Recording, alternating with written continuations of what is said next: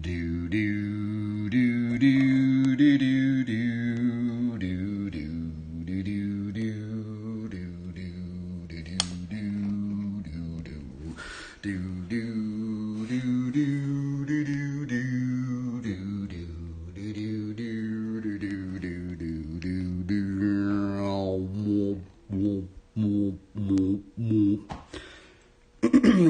Okay, let's see here.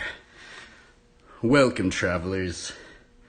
Welcome again to another very awkward episode of these Bible study devotionals that we're trying to attempt to do to try and practice giving some glory to the Lord, or maybe devoting some time to the Lord and practicing to use our voice and practicing to read the Word of God aloud, and not only reading the Word of God aloud, but hopefully to meditate on the Word of God. And even if we cover similar topics or similar verses, maybe we cover the same verses over and over again. Hopefully, maybe it will help to instill in our minds a little bit more of some maybe memorization, and maybe we can learn to hone and craft our speechcraft ability, so when we go out into the fields where there are people's hearts,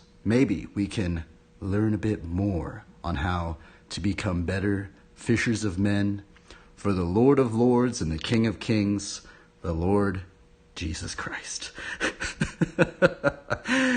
Man, and these streams are just so weird. I'm still kind of tripped out on these streams. I'm just like, man, it's just so weird. It's just so weird how I even got into streaming, and it's just so weird how, I guess, Flatland BMX in the area that I particularly live in is just, I mean, it's almost non-existent in some degree. It's actually, I mean, I wouldn't say non-existent, but it's like, I guess the place where I live in, everything's just so spread out where you have to literally just drive everywhere. You can't just be like, oh, well, I'm going to go ride down the street and go ride with some other people over. It's like I got to go drive 40 minutes or an hour away to go, hang out with some people. But no worries. I guess maybe in some cases I'd like to think maybe because we're a little bit more isolated, that it's actually helped me to get deeper into these Bible studies, because I mean, maybe there's a reason why all of this has occurred, because I feel like maybe if I did have, a bunch of flat riders, I could just go, hey man, what's up? Let's go ride today or something like that. Maybe I wouldn't even do these Bible studies, right? And I guess the other thing that's interesting about these Bible studies, for anyone out there that is maybe, maybe you guys are isolated, maybe you guys feel lonely or something like that. If you guys have ever gotten into like the skate park scene, right?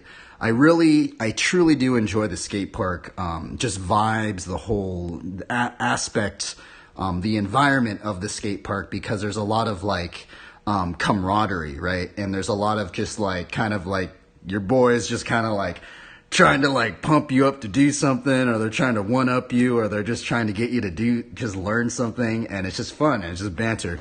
I mean, sometimes it can be kind of sketchy, I guess, depending on what skate parks you live by. But other than that, generally I always tend to have a good time, and I like the camaraderie at the skate parks. But yeah, anyway, let's get into this Bible study.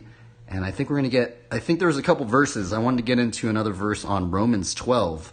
There's one in there. There's actually a couple of verses on Romans 12. I think today we're going to go into Romans 12:10, something about showing brotherly love or something like that, outdoing one another and showing honor, which I was like, what does that really mean? I don't even really know what honor means. Is honor just like respectability? Are we just to show respect to other people? Or I don't really know. So that's why we're going to do this Bible study. And then we're going to read some commentaries.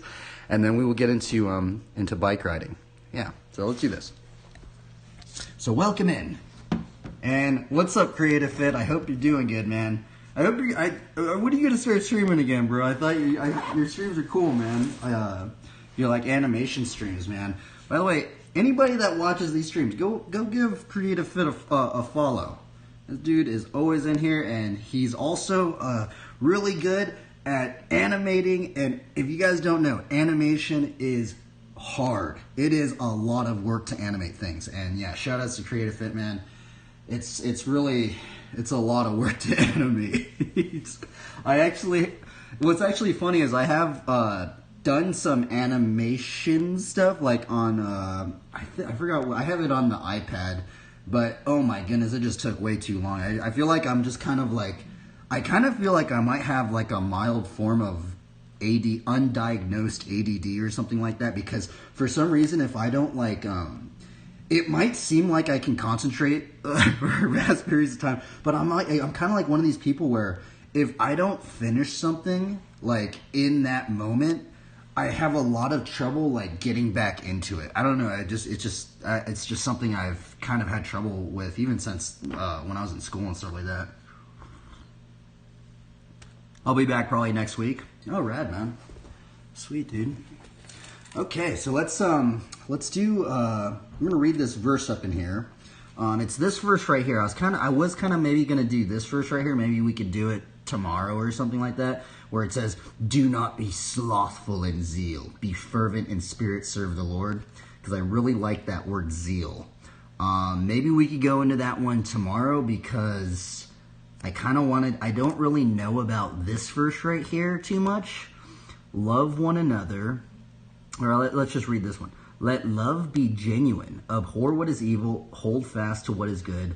Love one another with brotherly affection. Outdo one another in showing honor. Like, what does that mean right there? Why? I know it sounds weird, but I'm just curious. Why does he say outdo one another in showing honor, right? And I honestly, when I think about honor, I don't really even... when I think about the word honor, I think about, like, maybe being, like, respect. Like, I feel like, how do you even become honorable? I think honorability, it's like, I feel like, I guess in an RPG sense, I know, like, in WoW, there's, like, what, an honorable death or something like that, you know? And I don't really know, is that when you've maybe done something in a maybe like a righteous cause and you've sacrificed something? I don't even know. So let's look up a definition of honor. Is that a KJV Bible? No, it is actually not a KJV Bible. This is actually a little Gideon's little Gideon's Bible. Does it have the beginning of it? By the way, if you guys don't know, the Gideon's Bibles are very, very strange. Now, I don't know if they've changed how you can go about obtaining one of these things, but from what I was told from some other believers, that you cannot actually buy a Gideon's Bible. You actually have to either be given a Gideon's Bible or you have to find a Gideon's Bible, because I guess this company I think they originated in like the 1940s or 50s or something like that, and they were inspired by the verses on the Great Commission, right? And proclaiming the gospel to all of creation, right? I honestly don't know how they went about just giving away free Bibles. Like, it kind of doesn't, I don't know how they did it, but somehow they have been able to just print out these free Bibles and just give them away. And I think most people that have encountered a Gideon's Bible, you guys have probably seen one in a hotel room. Generally, if you open up a hotel a drawer, they'll generally have a Gideon's Bible in there, which is actually very strange. And what's actually interesting too is that I was reading it up on the internet from some comments, and the color of the Gideon's Bible, whatever color Gideon's Bible you have, it kind of like represents something. It's kind of interesting. But yeah, I do have a KJV Bible right here as well. This one's a much older. This is actually my parents' Bible, actually. I don't really use it as much as I should, but what's really gnarly about this Bible is this is the oldest Bible that I have. It's from 1893. This thing's really gnarly. Now, it's actually very interesting about the KJV Bible, which I kind of wish it had it in here, is that this one doesn't actually have the Apocrypha in it.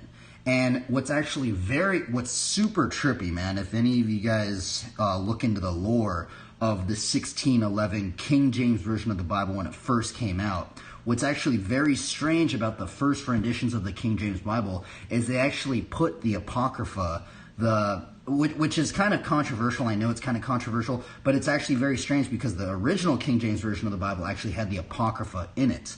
And I've read a good amount, a fair portion of the Apocrypha, but I haven't read the entire Apocrypha, which is actually very interesting. And then what's weird is, I guess 300 years later, they took the Apocrypha out, which is kind of strange, right? But so there's kind of some controversy in it. Some people say it should have been taken out. Some people say it shouldn't even have been there in the first place. So what have you, I don't really know. I just know that this one from 1893 doesn't have the Apocrypha in it. So this one doesn't have the Apocrypha either. So, but anyway, we're getting into this verse right here, which I wonder what you guys think about these words. This one right here, I'm just curious what this means. Outdo one another in showing honor. Right, it's just weird, and honestly, it's sad that I don't even really know what honor is. I think honor, when I think about the word honor, for me personally, I think about it as like showing respect, or showing like maybe like gratitude, or maybe some sort of acknowledgement, or I don't really know. So let's look up honorable Bible definition. What is that what is this gonna bring up? I wonder like if I'm even close at all. Let's see here. Okay, let's see. Honorable. Let's go into the King James Version Bible definition. So we're on this site. This is actually kind of weird. This is like a new site. I've never seen this site before, but it has that word in there, honorable. What is this one going to say? Honorable. Holding a distinguished rank in society. Illustrious or noble. Well, that's weird. I did not think it was that, but all right. Was more honorable than all the house of his father. Many of them believed also honorable women who were Greeks, possessing a high mind, actuated by principles of honor or scrupulous regard of probity, recitful or reputation. He is an honorable man. So that's interesting. There's something about reputation in there. I didn't think about that. I guess that does make sense, right? Conferring honor or procured by noble deeds as honorable wounds, consistent with honor or reputation. That's interesting. They're bringing up the word consistent. It is not honorable to oppress the weak or to insult the vanquished. Worthy of respect, regard with esteem. Okay, so that's kind of the one that I was kind of thinking about, like worthy of respect. That's kind of what I thought. Marriage is honorable in all, Hebrews 13:1. Performed or accompanied with marks of honor or with testimonies of esteem as an honorable burial, proceeding from an upright and laudable cause. Okay, so I guess that does kind of make sense, because I was kind of thinking, well, maybe it's something like having kind of like maybe a righteous pursuit, or maybe even just seeking after something that's righteous, or maybe even having this option, right? Imagine if you had the option of choosing, say, you could either choose something that's wicked or evil, or maybe, or would you choose something, say, a little bit more life-giving, or maybe even just a little bit more holy or something like that, right? That's what I'm kind of thinking. I might be wrong, though. Upright, laudable cause, or directed to a just and proper end. Not base, not reproachful, as an honorable motive. Nothing can be honorable which is immoral. Okay. Not to be disgraced. Interesting. Now, I wonder what really that means, right? Let her descend. My chambers are honorable. Honest, without hypocrisy or deceit. Wow, I feel like that is a very big... I feel like that one should have been the number one right there. Honest. That one just makes complete sense. I can't believe I didn't even put two and two together. That one makes complete sense right there. Honest, honorable, without hypocrisy or deceit, right? Being fair. His intentions appear to be honorable. An epithet of respect or distinction as the honorable senate, an honorable gentleman, becoming men of rank and character, or suited to support men in a station of dignity, as an honorable salary. That's weird. That says, or suited to support men in a station. Weird.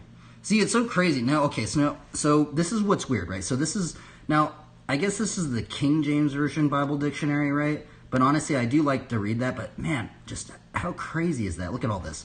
Now, what's weird about looking at a lot of these Bible definitions for these words is let's just look up honorable as just the normal definition of honorable. Honorable definition. Let's just see what the first thing comes up. These things are just so vague. Like, I know this is the Oxford Language Dictionary, but it just says honorable. Bringing or worthy of honor, this is only honorable course. Used as a title indicating, what does that mean?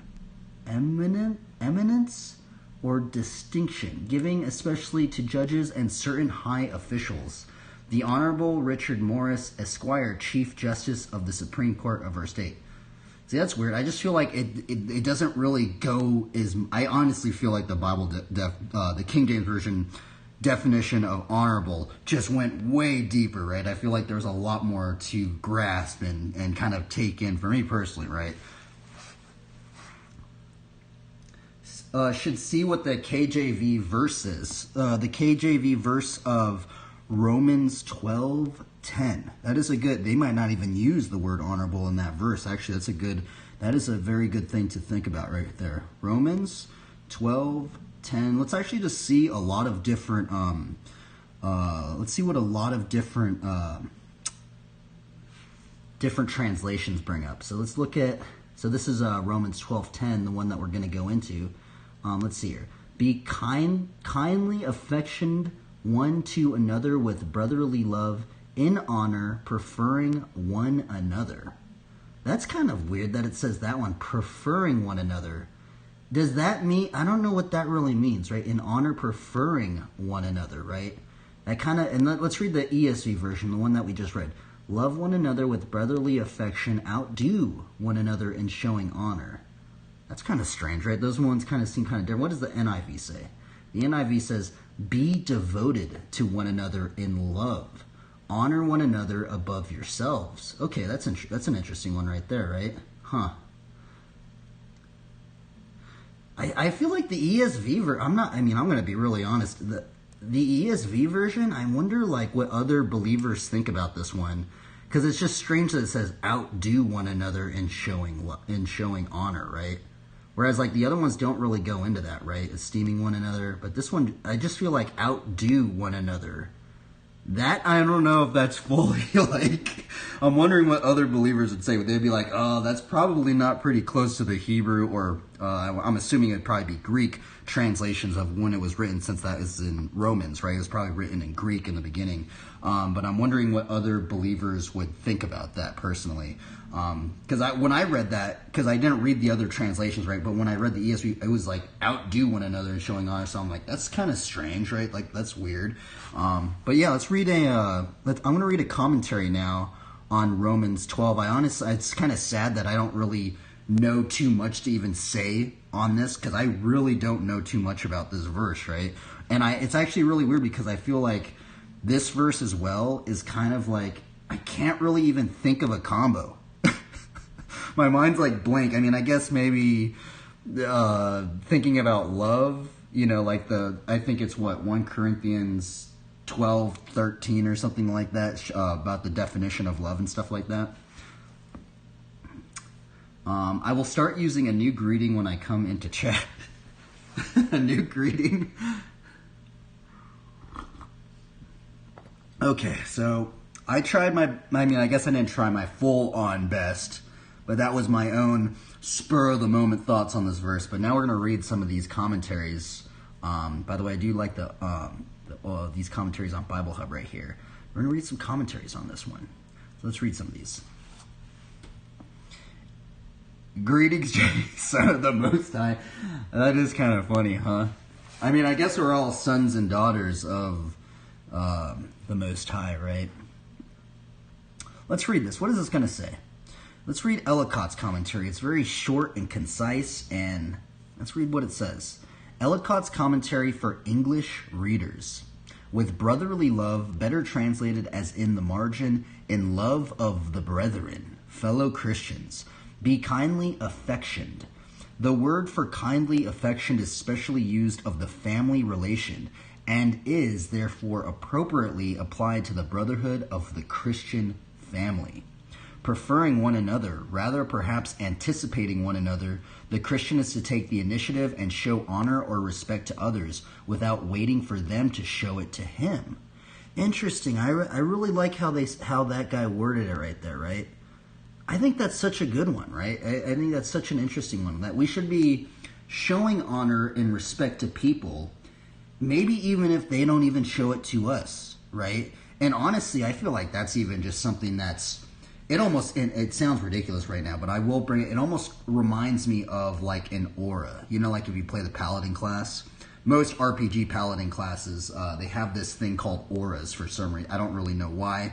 I mean, I kind of know why if you look deeper in the lore, but even just that one right there, it kind of just reminds me of having that aura, right? Imagine just having this aura of love, of building one another up, of exhortation, of supporting, of just motivating. And I wish, honestly, I could have more of that, right? Because I feel like it's, honestly, if you really, really think about that, and it sounds so simple, right? Just to have an aura of loving one another, of building one another up, of inspiring people, of exhortation and stuff like that.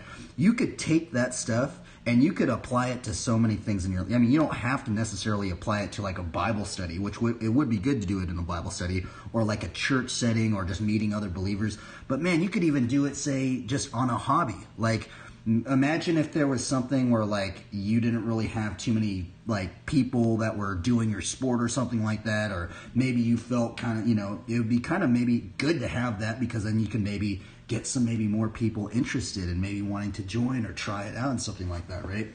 Sounds weird. It's something so simple, but I feel like this is actually very important. And it's weird because I don't think about this on a daily basis, right? But what's weird is I have been noticing, just getting into the Word of God, right? Sometimes there's just so much of this stuff that it seems like it should be just second nature, right? Like you should just already know how to do it. You should just be doing it every day, right? But I'm going to be completely honest. A lot of these things that the scriptures bring up to me, it's not like I just think about this all the time. And it's weird because I like going over it again, because I'm like, man, I totally forgot that sometimes these simple concepts that you think that we would all be doing, sometimes we actually just can't kind of just forget, And I guess that's the good part about just getting deeper into, I guess, God's Word, right? Let's read Matthew Henry's concise commentary. What is this going to say? Hopefully this isn't a really long... okay, that's not too long of a commentary. Let's read it. What is this going to say?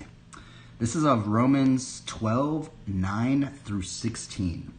The professed love of Christians to each other should be sincere, free from deceit in unmeaning and deceitful compliments.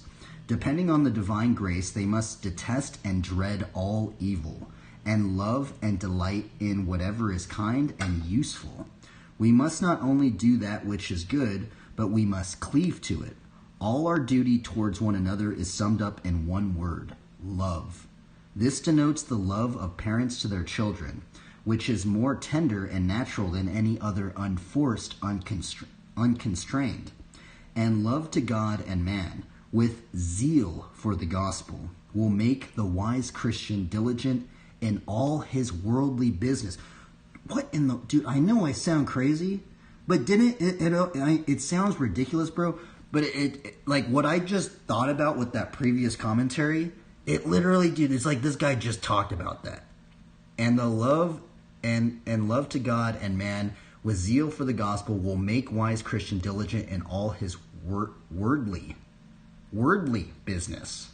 Isn't that strange, right? And I think I actually thought it said worldly business. It actually says wordly business, right? And I think that does make sense. But it's actually very strange thinking about how much language affects every industry. Maybe, actually, I don't know if language affects every single industry, but if you look a little deep into it, I actually think words and language, if you get into higher positions of maybe you becoming a boss, or you having to kind of run things, or maybe you're kind of a leader or something like that, well, in some cases, I think you're going to have to learn how to use your words correctly, because sometimes if you're in one of those positions, you kind of have to like know how to motivate other people and stuff like that, right? So I don't know. It's kind of strange really thinking about that, right? Now I'm wondering, are there any businesses or any hobby, or maybe not hobbies, but any just things in our life at the moment that don't really necessarily we even need to use words, right?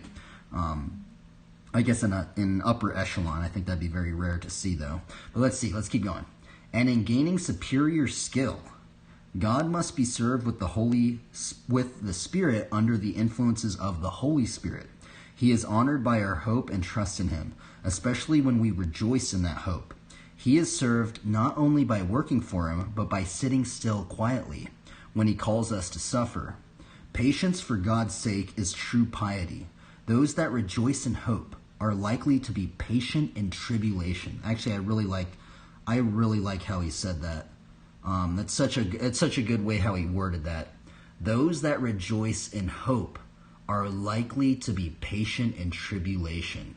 Man, I feel like that, dude, that is such a good one right there, man.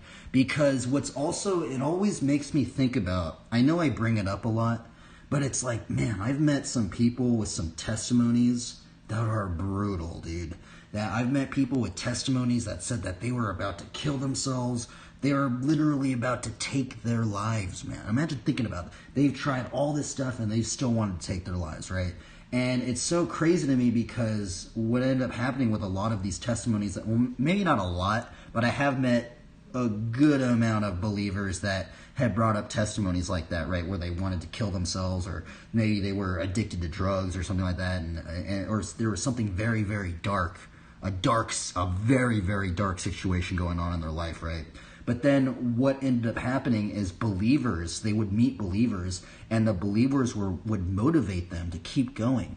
And just imagine that. Imagine you being that believer, kind of maybe trying to offer some hope, just a little bit of hope to that individual that's about to give up on life to the point of them killing themselves. Imagine if you, and this is the really scary part about all of this stuff, is because generally people that are potentially about to do something drastic, as in maybe suicide or something like that, generally they don't just go out and say that to everybody. They're not just like, oh, well, I'm going to do this or something like that, right? Generally, a lot of people at times, they are very quiet. And there's a lot of times when people don't even realize that's even going on in their lives, right? And I feel like the verses that we covered and what that previous commentary said, where it says we should be showing respect and honor even to people that we don't, even if they're not even showing respect and honor to us, we should just be doing that to everybody, right? Because we honestly don't really know what those people are going through. Imagine that person you don't like, right? Maybe you've encountered somebody and maybe they're always rude to you, maybe they're always kind of putting backhanded comments to you, and maybe you could almost want to retaliate and kind of do a backhanded comment back to them. But imagine if they were going through a really dark situation, you didn't even know about it, and you're like, oh man, why is that dude being so mean to me, or something like that, right? Well, what if he's getting like beaten up at his house or something like that, right? Some crazy dark situation. And I think that's the weird thing, is we never really know what's going on in people's lives. And I feel like that's such an interesting thing about these commentaries. What they're bringing up is, what is the most important thing? Love. We should be loving one another, right? And I feel like that is just such a simple concept. And I feel like if just more people, honestly, I feel like if imagine if the entire world did that. Every person on the entire planet, bro. Maybe there would be world peace. I don't know, right? But I feel like that would be closer to gaining world peace. But I mean, that would be the ultimate, man. Imagine if we just get world peace on the entire world, man. No more wars, just love for one another, That would be amazing. Well, let's see. I haven't looked at the chat. My bad. I apologize. Oh, okay. You brought up Romans 12:10. Chat this is the verse of the day. That yeah, Romans 12:10, man. It's a gnarly verse. It's kind of weird because I didn't really even know what I was going to get into. Let's keep going. We should not be cold in the duty of prayer, nor soon be weary of it. Not only that must there be kindness to friends and brethren, but Christians must not harbor anger against enemies. It is but mock love which rests in words of kindness, while our brethren need real supplies, and it is in our power to furnish them. Be ready to entertain those who do good, and as there is an occasion, we must welcome strangers. That is really weird. You know what verse he's bringing up? they're bringing up, it's so strange that it says that. Be ready to entertain those who do good. There is occasion we must welcome strangers. They're bringing up Hebrews 13, if I remember, I think it's Hebrews 13:2, right? Hebrews 13:2. And I know they're bringing up that verse. Well, actually, I don't know if they are bringing up that verse. I feel like that's the combo they're getting into, right? Where it says this: Do not be not forgetful to entertain strangers, for thereby some have entertained angels unawares. Now, the KJV version's very strange and what's also weird about this verse right here, because I know if we read the ESV version, it says, "Do not neglect to show hospitality to strangers, for thereby some have entertained angels unawares." Now, it's kind of strange, right? Because the ESV version says hospitality in that one, right? This one says hospitality. The KJV version says to entertain. Now, what's actually very interesting is we have done a Bible study on that specific verse, and what's weird is I think it was the Greek wording of it. It might be Hebrew, but I'm pretty sure it was the Greek wording of that word. It's kind of like a duality of both of those words. It's a duality of showing hospitality, but also showing entertainment, right? It's almost kind of like welcoming somebody, instead of like being cold and kind of like maybe like pushing them away. Imagine if we could just kind of be a little bit more warm to people we don't even know and strangers or something like that, right? And maybe in some aspect about being a little bit more warm or maybe even showing a little bit more entertainment towards strangers, maybe we can open up and maybe we can heal them or maybe try to exhort them in some cases or encourage them, right? Kind of weird. And it's weird because they didn't actually mention that verse in this one. Let's go back into that one right here. It's weird that they didn't like combo that verse, because I'm pretty sure that's why he did write that. But they didn't that's kind of what's weird about some of these older commentaries, by the way, is sometimes they don't really they don't mention where that verse is actually at. They just kind of just write it in there kind of like that. If you read a lot of more modern day commentaries, they always context that verse. They're always like, okay, this is where I got this inspiration from this verse right here, right? Some of these older commentaries, they don't really do that. They just kind of just write it out. Okay, let's keep going. Bless and curse not. It means thorough goodwill, not bless them when a prayer and curse them at other times, but bless them always and curse not at all. True Christian love will make us take part in the sorrows and joys of each other. Labor as much as you can to agree in the same spiritual truths, and when you come short of that, yet agree in affection. Look upon worldly pomp and dignity with holy contempt. Do not mind it. Be not in love with it. Be reconciled to the place God and his providence puts you in, whatever it be. That's interesting. It's so weird thinking about the providence of God, right? What is really the providence of God? It actually goes way deeper into there's actually a giant, enormous Bible study you could do on the providence of God. But in simple terms, from my remembrance of the providence of God, it's kind of like the provisions of God. Where does God have you placed? Where are your feet at this very moment? Because sometimes we as people, especially nowadays in the internet age that we live in, right? With the technology that we have, it's so easy for us to just go and look at other people and be like, oh, well, I want to be where that guy is. That guy has hundreds of thousands of people in his church or something. He's running some crazy church over there or something. Or he's over there and this guy has $1 billion or something. It's so easy for us to be we want to be somewhere else, right? But in some cases, it is interesting to think, well, maybe there's a reason why God has you where he has you. Maybe there is some sort of something divine about it where he has you there for maybe you're even there just to help one person out, right? Because there's actually that one verse and it says something like, if one sinner repents, it's better than the 99 or something like that. Let's see if I can find that verse.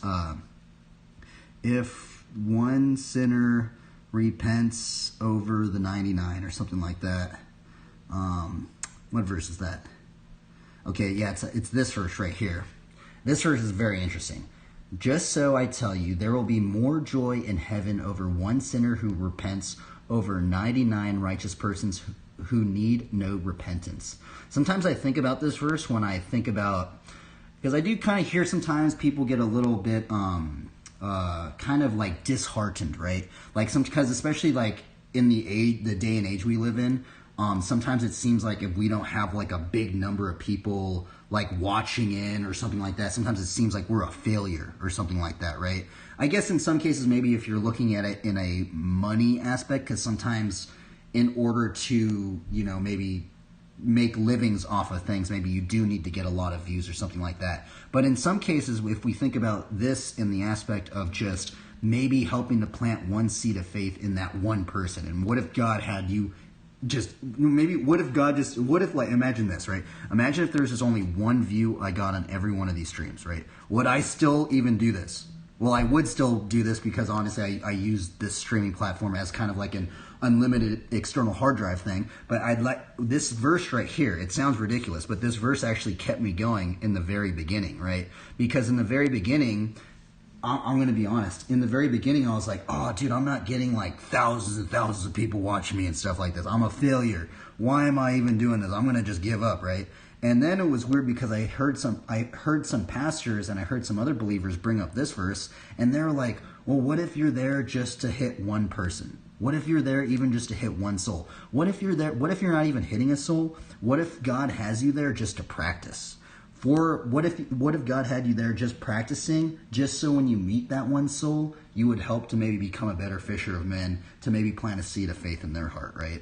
That could completely change their entire course of their life, right? And so, yeah, any of you guys out there, if you guys are kind of like disheartened or something, feel like something's not working out, I think this guys should do some some studies on this verse right here, Luke 15:7. There's actually another verse, I can't really remember it now, but I know there was another verse some believers would combo with this verse, but I don't know. Let's keep going. Man, it's so weird that these commentaries just make me think of so many things, man. It's actually crazy. Where was I at? Okay. Worldly pomp and dignity with holy contempt. Do not mind it. Be not in love with it. Be reconciled to the place God in his providence puts you in, whatever it be. Okay, that's why I was saying that. I think that's a hard one though sometimes, right? Be reconciled to the place God in his providence puts you in, whatever it be. And there's actually another thing that it makes me think of too, right? It also makes me think about Paul, when Paul says he learned the secret to contentment, right? He learned the secret of having lack and having also riches and just abundance. And I think that's in Philippians, right? I might be wrong, but I'm pretty sure that's in Philippians. A very important aspect, and I think there's something deeper to learn about that. Especially, it's weird because it's weird that Paul brings up that he learned the secret to being content in any situation, right? I need to find, I'm pretty sure it's in Philippians. The secret of contentment. The secret of contentment Bible verse. Do you guys know what verse that is? Okay, it is Philippians. I was thinking I might have gotten it wrong, but yeah, it is in Philippians. So we're going to go into Philippians right here. Okay, here we go. Where is it at? Okay, here we go. Yeah, it's these ones right here. Not that I am speaking of being in need, for I have learned in whatever situation I am to be content. I know how to be brought low, and I know how to abound in and every circumstance. I have learned the secret of facing plenty and hunger, abundance, and need.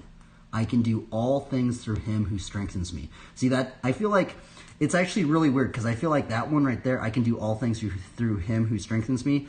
A lot of us, I'm going to be honest, I heard that verse way more than I actually heard these first verses, right? But I feel like that verse, the context, if we get deeper into the context of all that, man, it's like Paul learning the secret, right? And it's almost like learning that if we trust and have faith in the Lord Jesus Christ, that no matter what situation we're in, we're going to have the strength to keep going, man. We're not going to just like break down, right? Hopefully that would be the case, right? I learned how to be abased, and I learned how to abound. Man, that's such a good one, right? And I think that's the other thing too is I think there's something to be learned in the low places, right? Especially like I know I can't really word it correctly, but there's this thing called like, would you do what you're doing even if you're not successful, right? And I feel like that is an important aspect because I feel like that's where like you're really, really invested and you're just doing it maybe because you're having fun or you find something because sometimes if you start doing something, especially like say something frustrates you, but you are successful in it, I feel like that would put a lot more stress on you, right? Whereas if you're just doing something, even if even if you're like in the low places and you're still doing it in the low places, imagine you in that mindset, but you being successful in that, right? And you abounding in that, right? It would be even better, right? So, but I think there's some deeper psychological things about that. Anyway, holy moly, it's been 41 minutes. And I guess that was the Bible study for today. Romans, I guess, should I read one more commentary? Should I read like a normal commentary? Romans, I feel like these older commentaries did a very good job. It's kind of weird because these commentaries today, I felt like I understood these commentaries. Whereas sometimes I'll read an older commentary, I'm like, what did this dude say? This guy didn't make any sense right up in here, right? Let's see, is there, I can't even find it. Okay, well, I guess there is another one up in here. Let's see. I'm going to skim through this. Okay, let's see here. I guess we'll read this modern day commentary, and we'll be done after that. We'll read a Bible ref commentary. We're going to read 3 commentaries on this one verse. Isn't that crazy, right? There's just so much lore for even one single verse, man. It's like we could just do this forever. It's like it feels like. Okay, let's see here. What does Romans 12:10 mean? Paul is giving a list of short commands to those who are in Christ. He is describing what it means to live as a self-sacrificing Christian. In the previous verse, he wrote that our love for each other must be sincere or genuine. Now he writes of love as a kind of devotion to a sibling. We must love each other with a brotherly affection. The Greek word used here inspired the name of the city of the United States, Philadelphia. What in the world? Why did they bring that up? I guess Philadelphia means the self-describes as the city of brotherly love. Did you guys know that? I'm going to be really honest, that was just some random lore. I never knew that. In my entire life, that's some weird lore to know about. Philadelphia, self-described as a city of brotherly love. I've never been to Philadelphia, by the way, but I don't know. Those in Christ are truly brothers and sisters. God adopts us as his children, welcoming us into his family. That family includes everyone who knows God as Father. Brothers and sisters, of course, don't always get along. In most families, however, they share a loyalty and sense of belonging that surprises most normal friendships. I think that is very important. That is very intriguing, right? Paul's second command in this verse urges us to compete in a sense. We're told to outdo one another in showing honor to each other. If each of us acted on this, every person in the body of Christ would always feel deeply honored by the others and would never be satisfied that we are honoring one another enough. We would be motivated to continue asking, how can I show more honor than he showed to me? Wow. See, this modern day commentary is a little bit more like, I don't know, I feel like these modern day commentaries, and it's almost just more straight to the point, right? I found that very intriguing, right? I think that's a very important one, man. And what's really weird? So another aspect that these commentaries didn't go into today, which I wish they would have went into today. My question now is, what happens if there's just multiple denominations? What if there's like so many of these denominations and they're all saying that they're Christians, right? Are we all supposed to be a part of the same body? I'd like to think maybe we would kind of be in the same body. I really don't know, right? But yeah, none of these commentaries went into it. I'm not really going to go into that question because I really don't know what to say about that. I mean, I guess I do kind of have some thoughts on the matter. And my thoughts on the matter would be looking into the body of Christ mentioned in 1 Corinthians 12 on the many members of the body of Christ and how we all have different functions. Anyway, that was the Bible study today. I learned a lot. I don't know if you guys did, but I feel like it's strange because I feel like sometimes it seems like kind of common sense things, but how they word these things, they word it in a way to hopefully that we would remember it more. And hopefully I could remember it more, right? Like just, So now we're gonna do a card draw, and we're gonna look at some artwork, and we're gonna get on a bike ride. Usually trying to outdo each other for honor would be easier to connect with other denominations if we took a different approach. I mean, honestly, how crazy would it be if every single denomination... I mean, how crazy... Sometimes I like to think about this, right? Imagine if every denomination is right up in here. There's every denomination... And we're like, okay, everybody, read Romans 12:10. Everybody up in here. Let's all read Romans 12:10. What do we all think about this verse? I'm honestly just curious. What would all these pastors of these different denominations, what would they all say? They'd be like, okay, well, maybe we should help our neighbor out. Well, who is your neighbor? Well, he's the neighbor right in the different denomination of you, sitting right next to you. I don't know, man. It's kind of strange, but I don't know, man. It's weird, but it seems so simple, right? But I feel like we make a lot of things more complex than we make it out to be. Sometimes I think a lot of denominations are just split because of kind of even like little snippets of things, right? Like we kind of take something out of context, or we take it out, or they think they've taken it out of context, or they've added something in, or something like that. Be back in a bit, going for fries for sure, man. Kind of weird. Most of my views actually occur just in this Bible study. It's actually really weird. A lot of the views that I get, I've noticed it now. I think most of my views I get are actually when I finish the stream. People don't even watch it when it's going on. I think it's because they see the title and they click on the title, so they go, okay, that Bible verse, let's listen to this one, right? And it's really weird because I feel like most people don't even watch the BMX riding because there's hardly any BMX riders on Twitch. And it's just very odd to me that most of the people that even watch my streams, they just listen to my Bible studies. It's kind of just strange, but... And hopefully you guys want to do a Bible study, because I wish every believer would just do a Bible study. I think it'd be really interesting.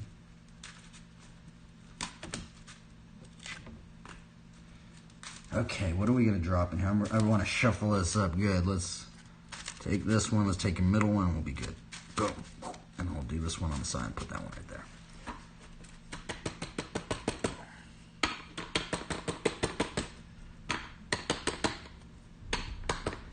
See, today kind of worked. Today was a flowy Bible study commentary day. Some days it's like I read the commentaries and I'm like, bro, I'm going to be real. I'm not digging this commentary. It's kind of like, it's either the writing style or I'm just confused about it or something like that. But today it felt like every one of these commentaries was just like, boom, okay, I kind of understand it. Or I'd like to think I kind of understood it. So let's see what we draw today. First card of the day. We did do a cut on this. Oh, interesting. Okay. Did this sleeve get all messed up? Man, I have been drawing this card so much lately. I don't know why. It's just weird. I literally do. So if you guys don't know, I did make another new YouTube video, and I did a card draw, and I drew the same card on that very same spot. It's hilarious. Shepherd of the Lost.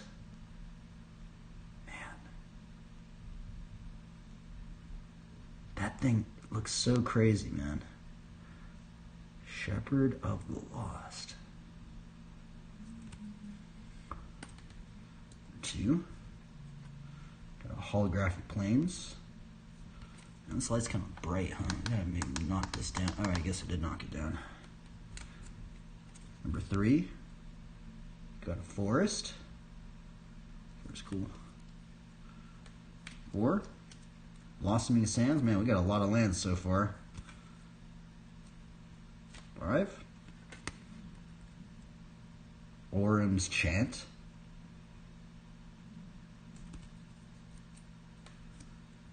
Huh. Wow, this is the first time I've drawn this on the stream. That's actually hilarious. I haven't even drawn this. I don't even think I've even drawn this card yet since I put it in there.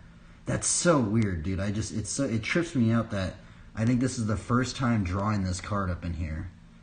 Pentarch Paladin. Look at that thing. I'm not gonna lie, that thing looks like a gnarly paladin. Like, that looks like some sort of, like, wastelands, like, nomadic paladin or something like that. Very interesting, right? It almost looks like a rogue paladin. Man, that thing looks crazy.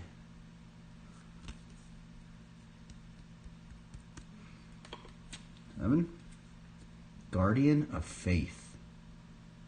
Oh yeah, I forgot I could do my my card draws on the on my Instagram. I need to start doing that again.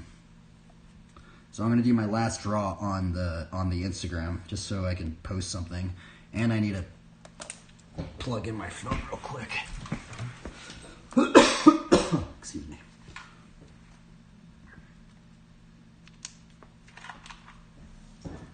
Okay. Man, I haven't posted anything on my art Instagram in so long. I probably lost a lot of followers. It's kind of crazy these people still follow. Yeah, I did lose.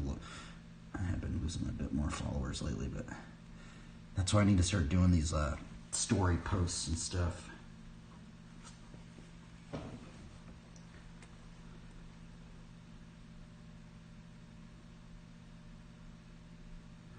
Welcome, travelers, to the card draw of the day, where we get to observe some artwork and maybe some combos and maybe find some inspiration for some drawings or something. Today we drew Shepherd of the Lost, Plains, Forest, Blossoming Sands, Orem's Chant, Pentarch Paladin, Guardian of Faith, and for the last card of the day, we drew a Simple Grasslands, done by John Avon, which this guy has done so much lands for MTG. I feel like this card right here is a very interesting looking card. Pentarch Paladin. Anyway, everybody, I hope you guys have a good one and try your best and have fun. And I also made a new YouTube video. I guess I'll put a link up in the Instagram story thing. And it was my trip out to Long Beach. Farewell, everybody. Have fun. And that was a long story right there. Hopefully it loads. Actually, I need to take it off the... my internet might go out right here because I'm going to upload this, but...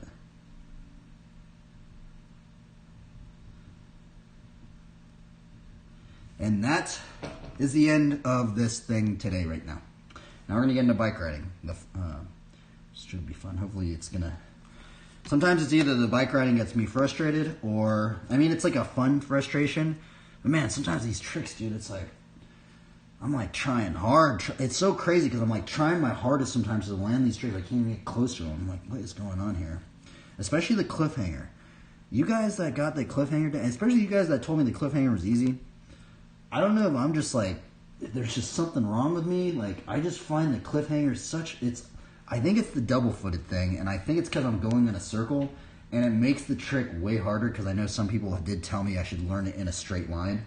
But I can't really learn it. I mean, I guess I could learn it out front over there, but it's not completely on a level surface. So, I don't know. It's either I can learn it on not a level surface in a straight line, which I feel like if I start curving just a little bit, it messes me up. Or I can learn it in a circle, but I have to learn it in a tight area, and then I have to learn the pressure of that. So, maybe why I'm having trouble learning the cliffhanger is because I need to find a long, level area and just learn it right in a straight line. I think that's probably why I'm not learning it. But that trick has been brutalizing me. Holy moly. Okay, well, I'm going to take a little break, and I will be right back.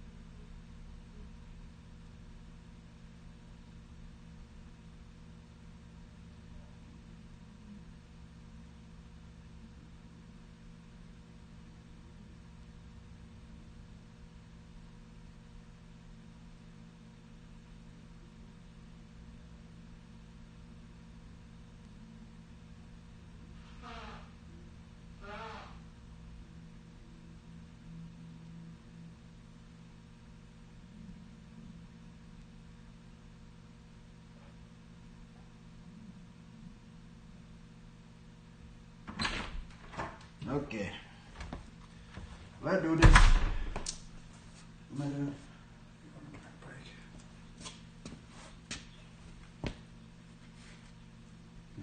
Oh yeah, I gotta move all this stuff. That's what I gotta do.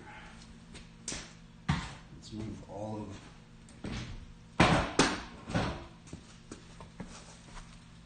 As this adjust it up in here, let's see here.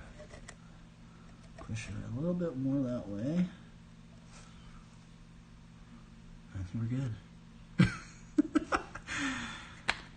What am we gonna work on today? I want to work on the Circle K. I've been seeing some combos with the Circle K. Also, the thing about the Circle K, I've seen some people and they don't even scuff into it. They just go right into a pumping, spinning Circle K. I'm like, what in the world? You guys are crazy. But I think I'm just in the... Me personally, I'm bad at pumping tricks. I don't know, but I feel like maybe I'm just kind of in the beginning state. I think maybe like the scuff... Well, I guess scuffing is... I guess scuffing is the beginning level. So maybe I'm just stuck on the beginning levels.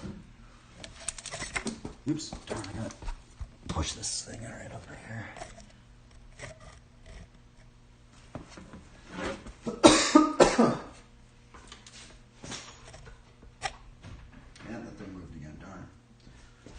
Is this even the right cable? I think it is.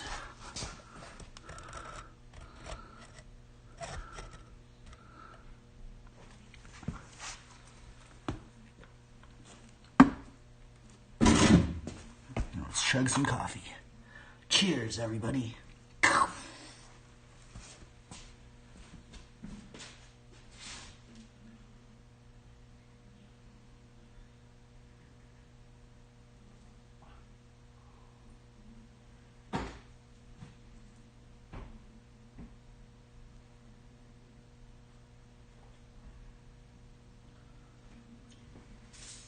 I forgot I could post this up on here. I wonder if I could put a link on my Instagram story. I think you can, right? How do you put a link in your Instagram story? Let's see here.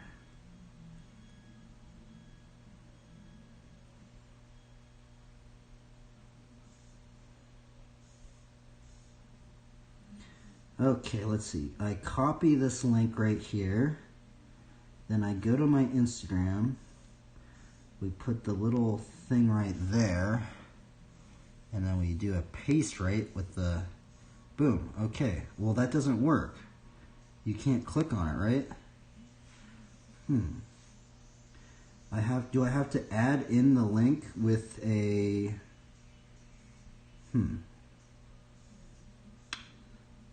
How am I supposed to do this? How do I add a link up in here? Maybe I have to add a sticker. Is that what I have to do?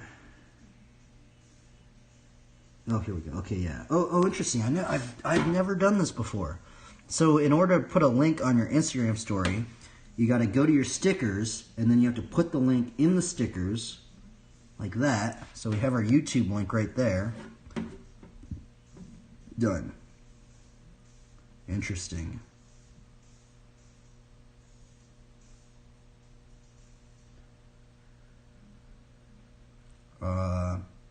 Made a new YouTube BMX vlog from my Long Beach trip. Haha. Vlog thing.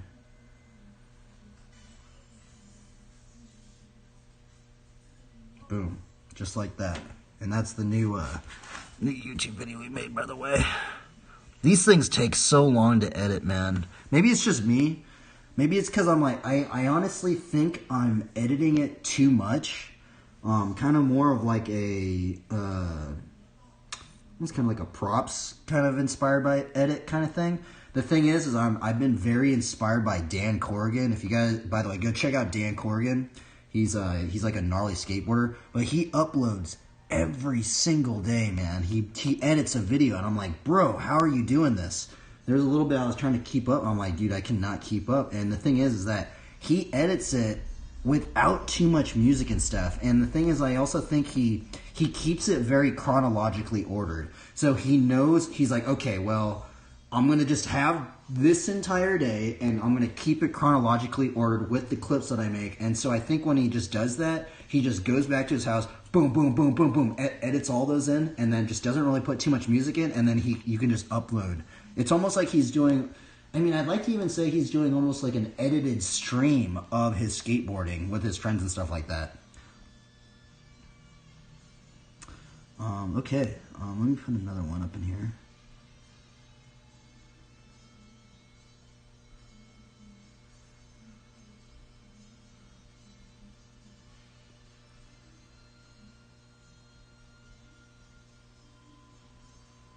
There we go.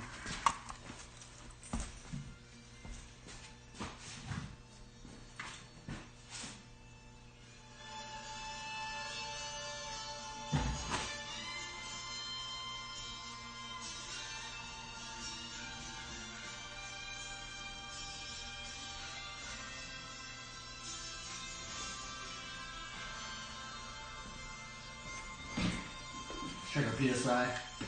I also went down in my PSI, by the way, too. I am running 80 now. So you guys are wondering. The reason why I'm running 80 is just because one of my buddies, actually the dude that kind of got me into Flatland, his name's Ryan Russell. He's running 80 PSI, so I was like, you know what, I'm going to start running 82.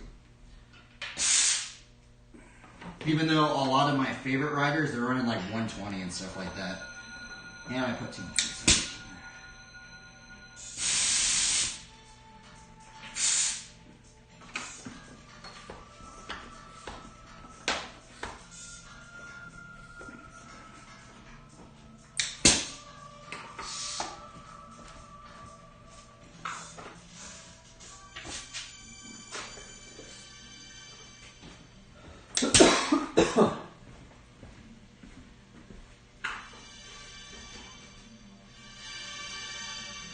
Let's do this.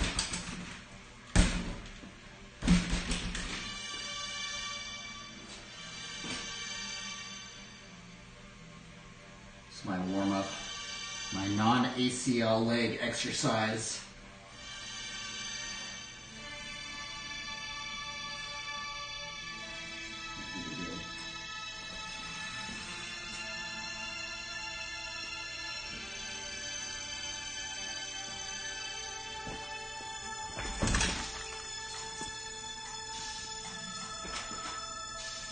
Let's start off with the Circle K.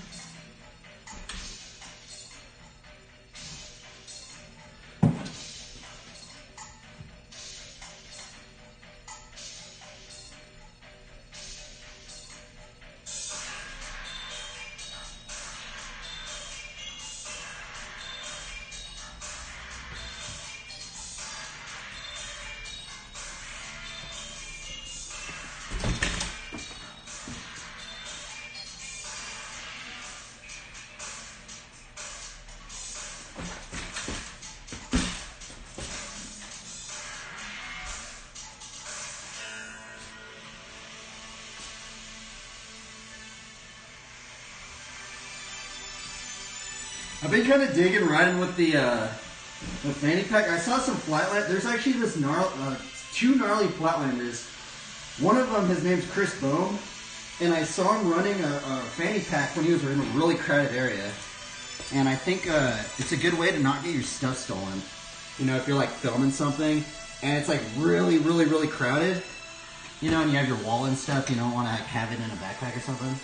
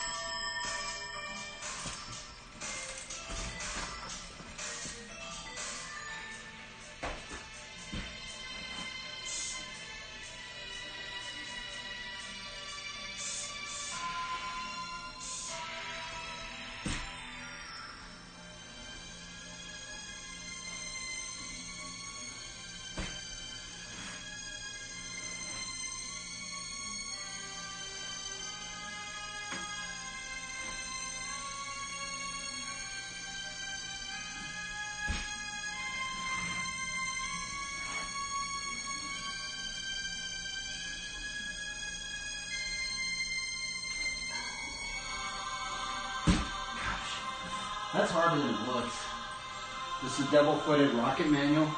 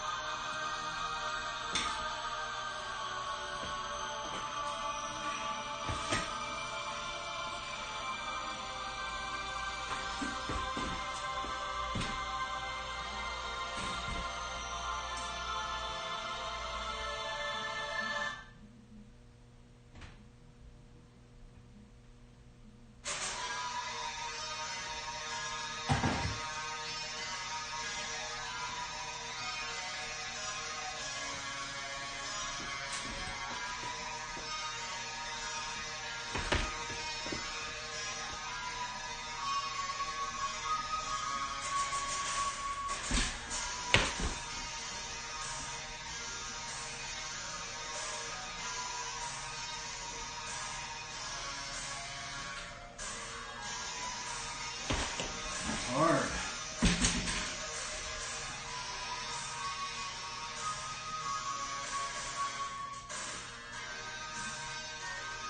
Man, it's like the ease. These tricks look really simple, the double-footed stuff. But man, the double-footed stuff's hard. They make it look easy, but it's hard. I think it's hard. I don't know. Maybe I just suck at it.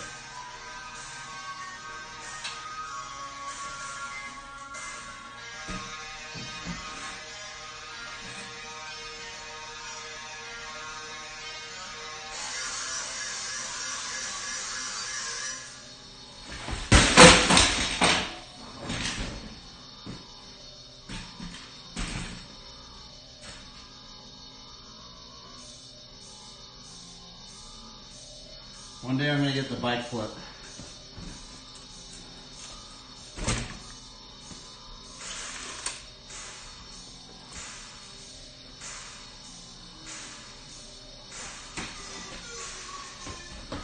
Did I lose this trick? What can I do right now?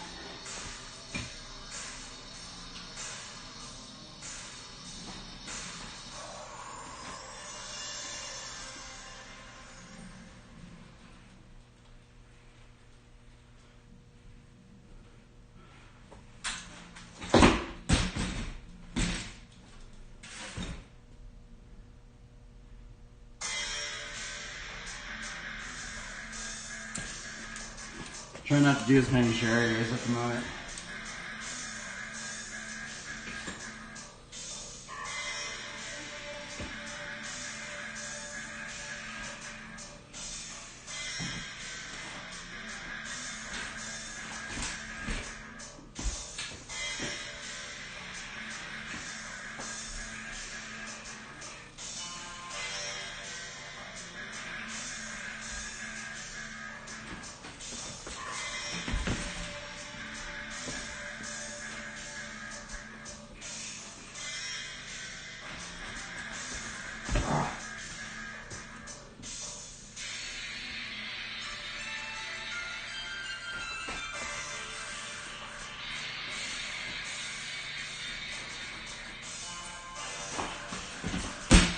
was it.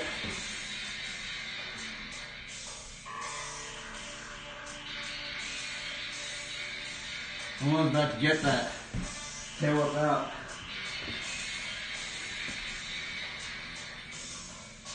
Oh yeah, we were also trying.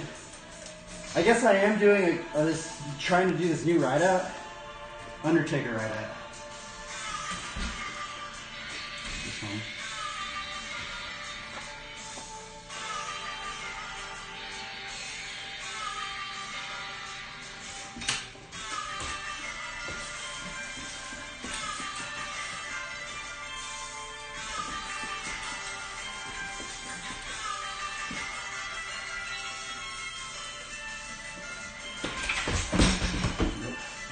That's hard.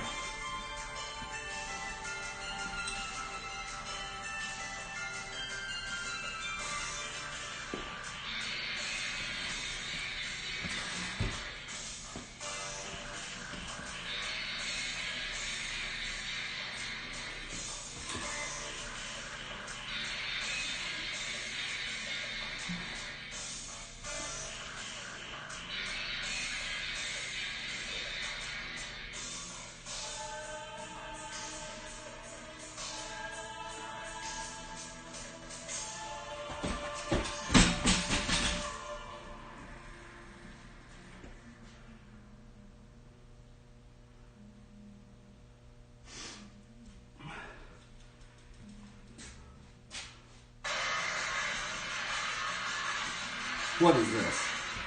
I don't know what this is.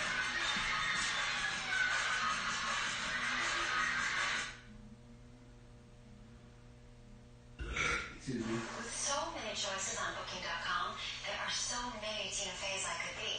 So I...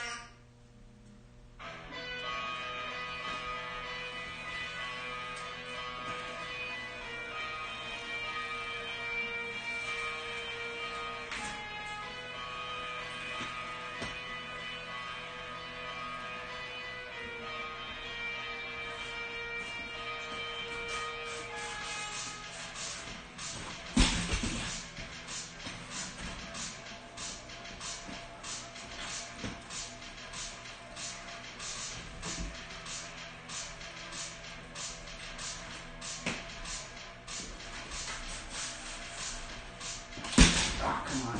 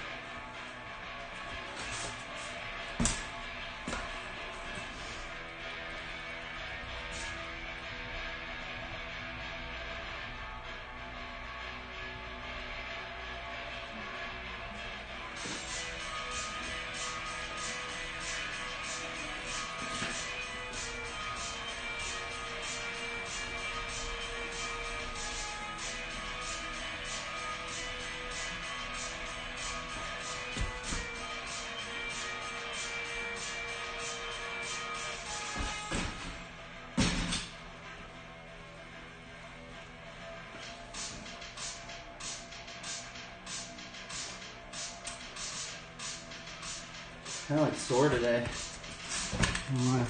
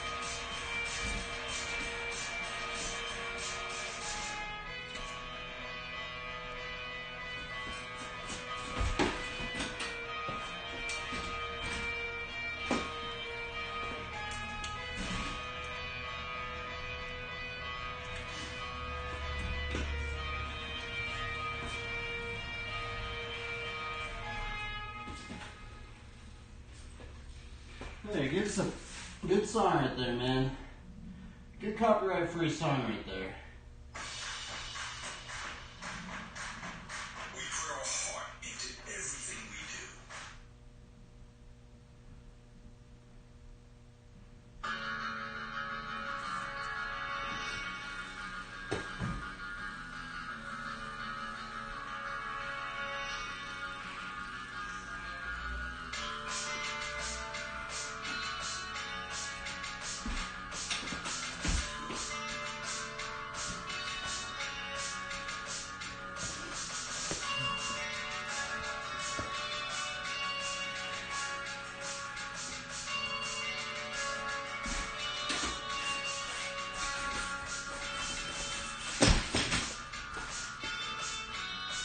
No, that was it.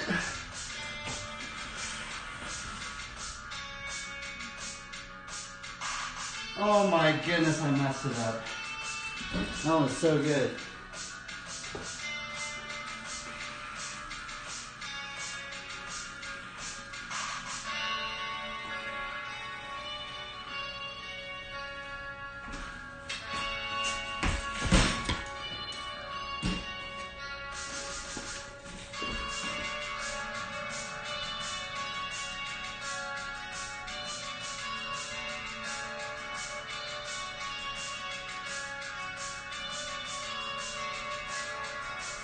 Cliffhanger?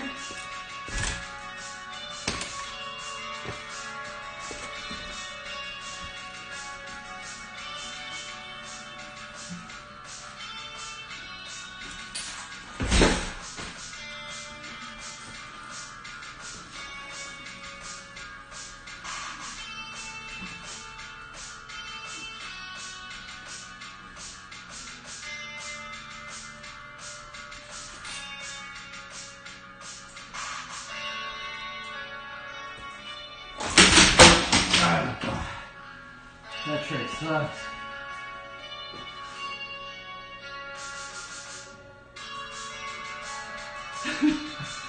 Man, what's wrong with that trick? Why do you keep falling over?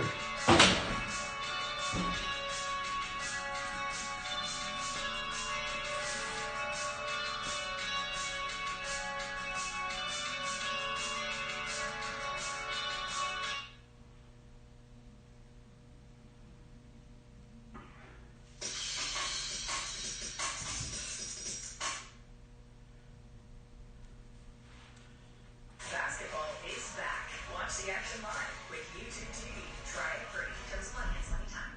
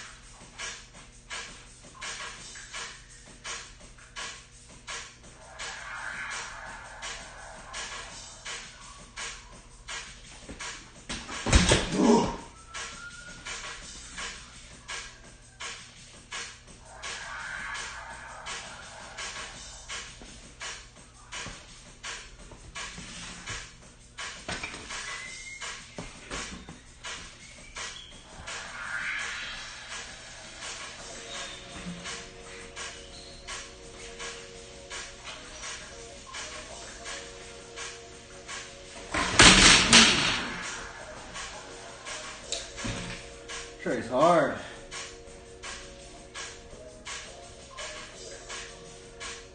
You're gonna drive me crazy.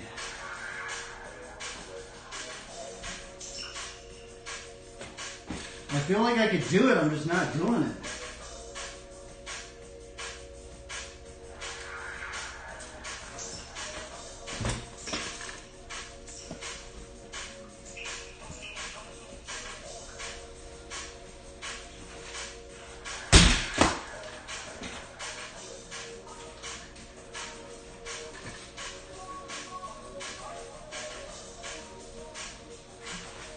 Ah, give up. Give up for now.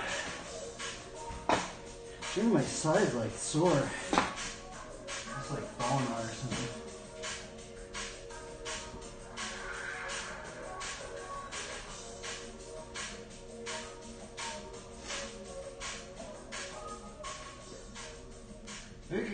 outside. What's the weather out? Look at the weather.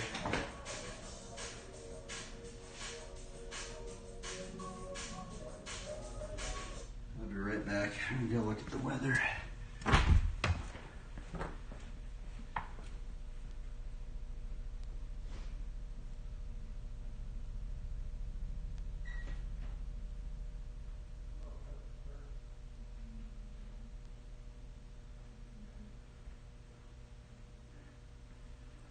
We're gonna go right outside.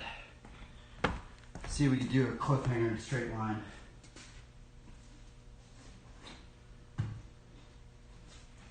Oh, for some reason I'm sore. And I don't know why. It's weird. What the heck is going on with me?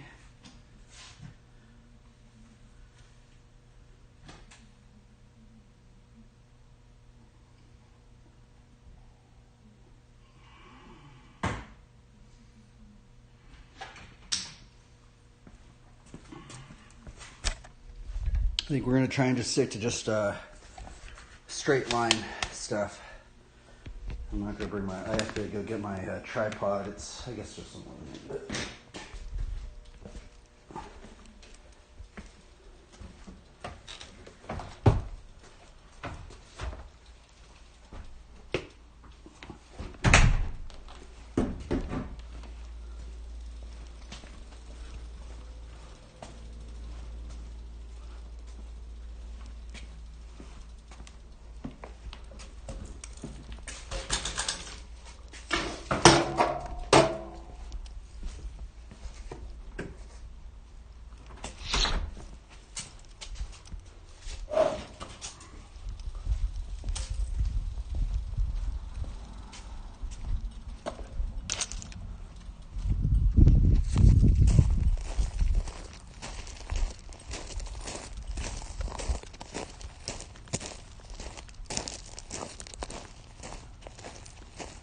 Oh no, these rabbits have eaten my cacti. Bro, that sucks. Look at this. I planted this giant, enormous cactus and they ate it.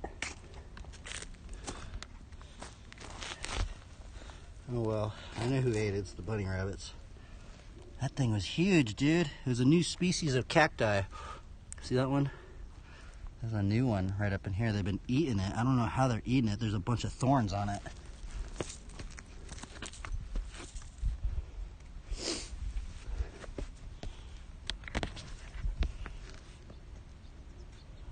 Okay, let's see here. Okay, let's plug this up in here. Hopefully my neighbors don't care. Okay, let's see here. I think that should be good, right?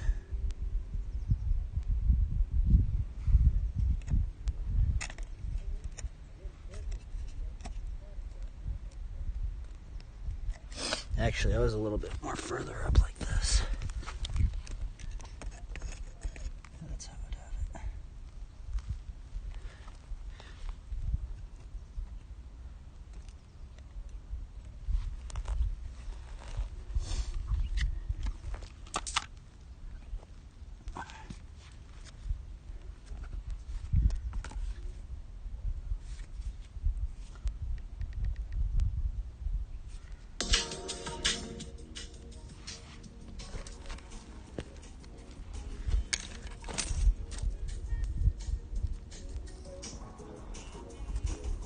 Practice some cliffhangers out here.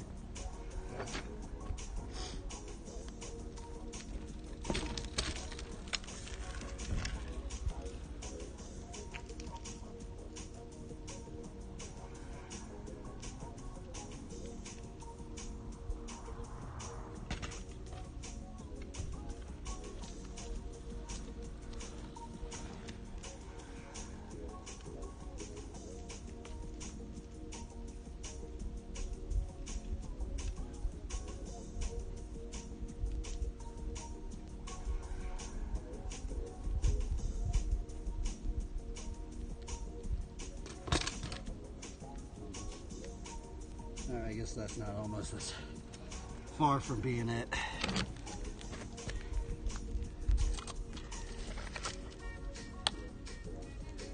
My internet go out? Let's see here.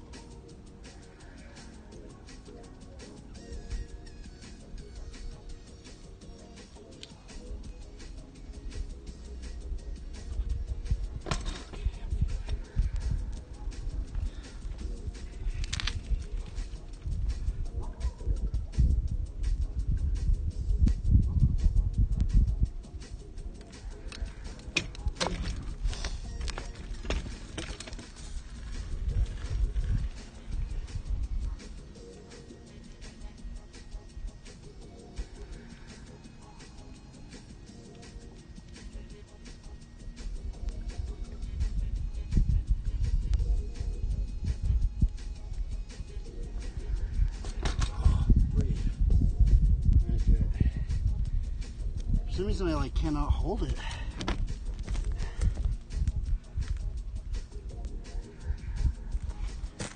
I'm like, I don't know. It's either it's like I'm scared or I don't know what's going on, but I can't hold these things.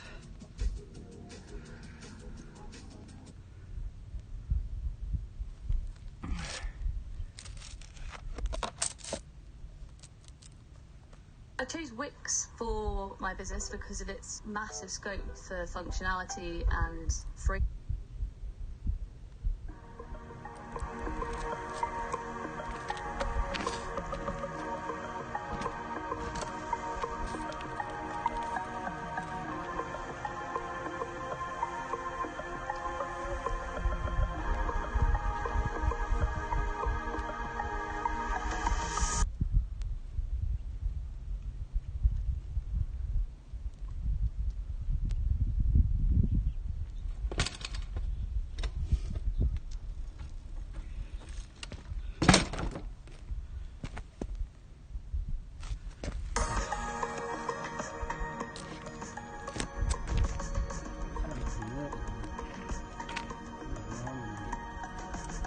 I've been stuck on this trick for like 2 years.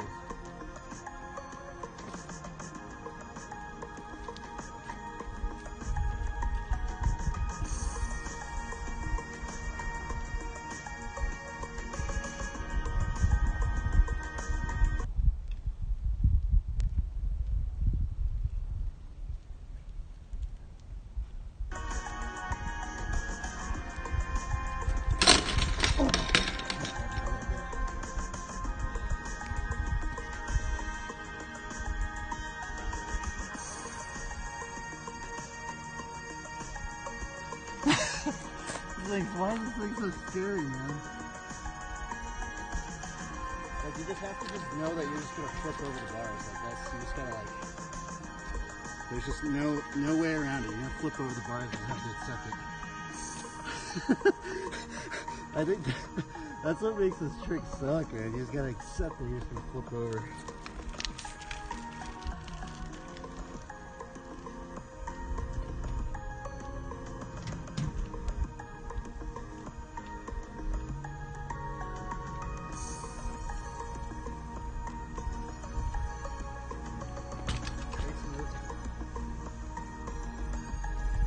I don't like when my cranks move. Oh no, for some reason my freaking back is sore. I don't know why.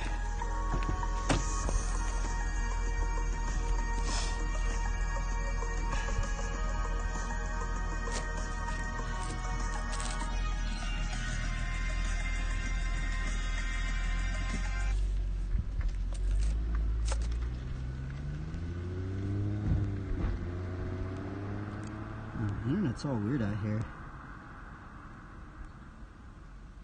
Oh, you know what? I need to turn this off and just play it on my phone. I don't have enough internet out here. That's why it's all laggy. It's lagging on the computer too, I think. I need to run it off of my phone internet. There's like glass over here, something too.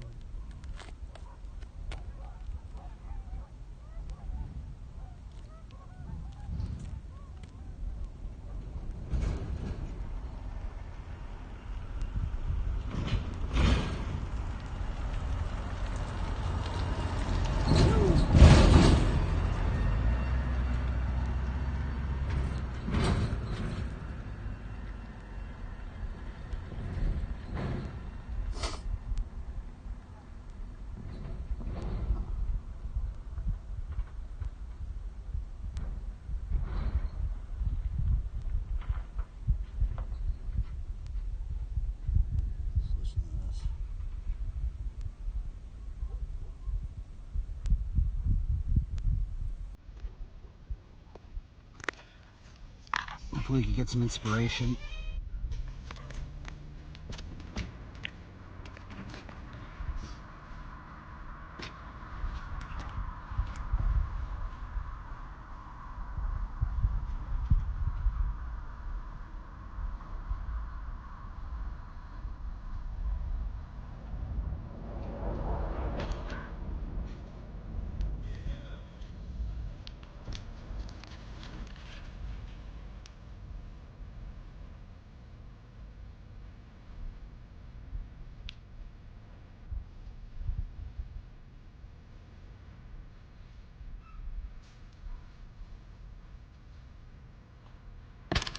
Kind of like holding a little bit more.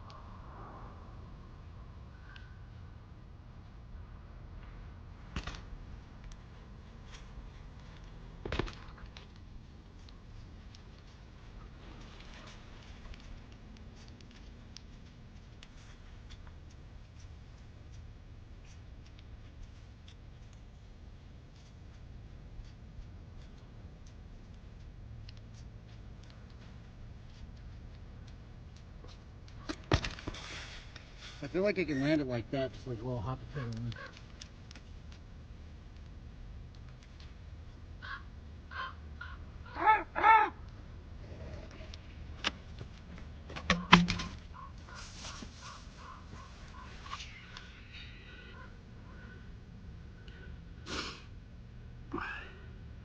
Hot potato, hot potato, hot potato.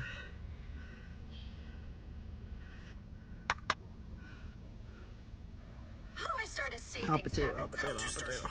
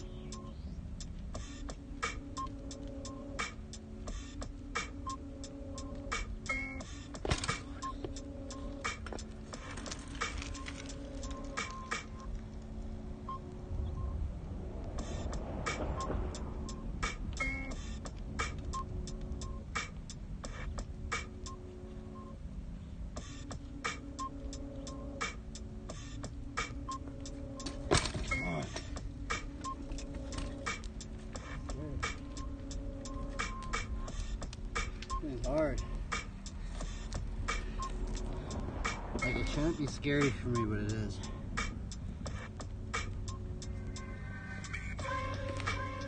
Like, I don't really think you can get too hurt on this thing. I don't know, I'm scared.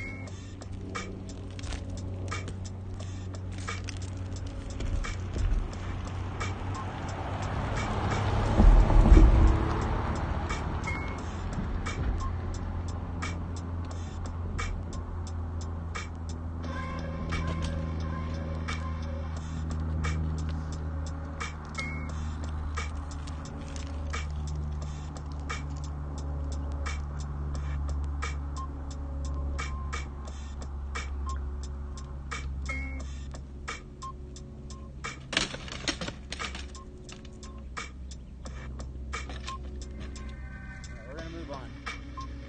We're gonna try hitchhiker.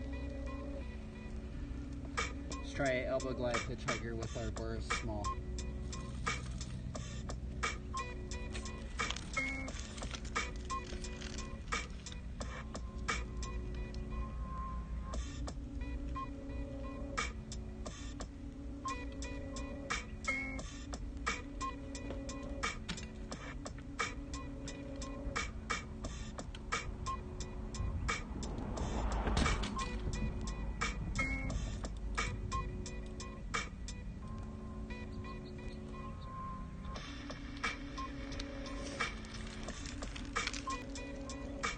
That's harder than foot.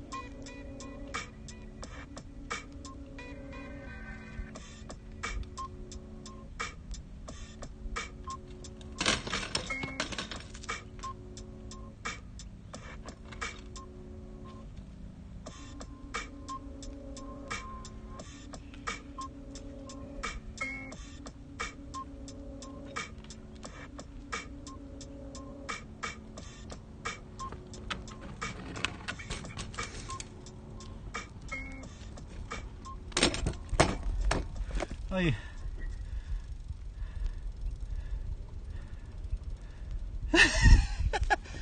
I'm uncaged, I'm outside. We are outside. For some reason I'm hurting today, I don't know why. I'm like sore right here. What was I doing? Double footed tricks, that's what we're working on.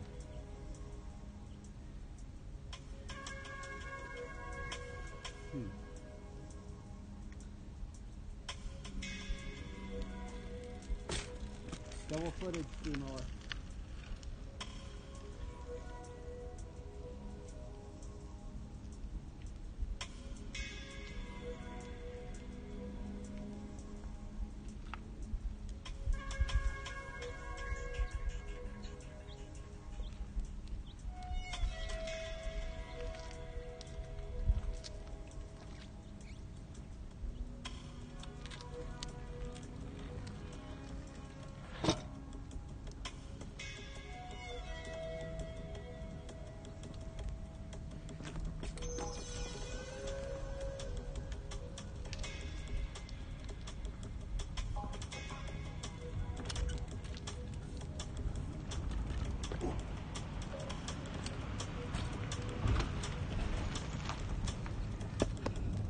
I think we landed something.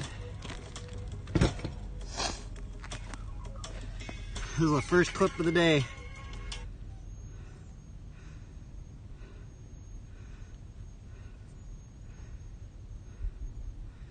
Add stream marker.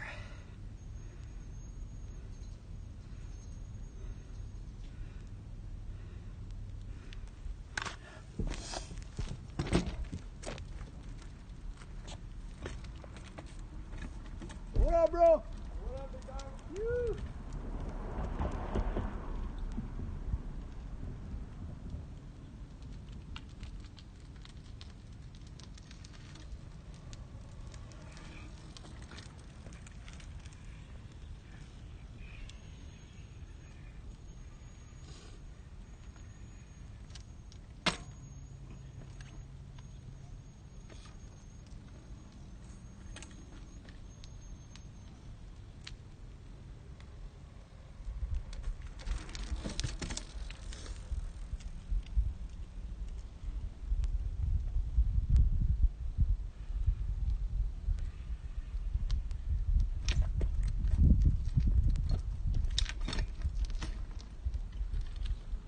Alright, music back on.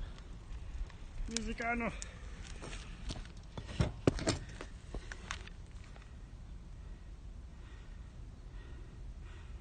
Man, we need more copyright-free music up in here. I'm like listening to the same stuff over and over and over again. Okay. It's like hard to find copyright-free music that I kind of like.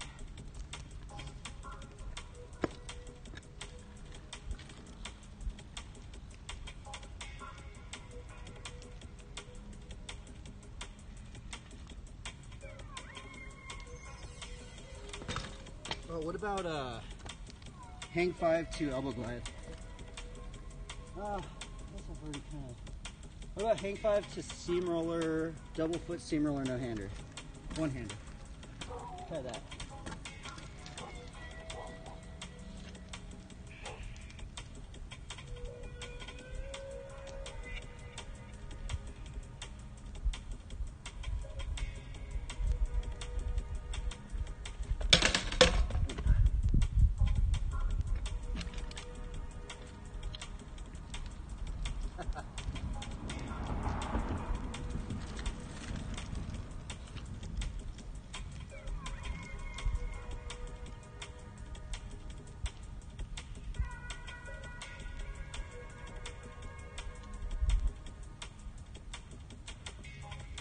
Oh, come on, that was it.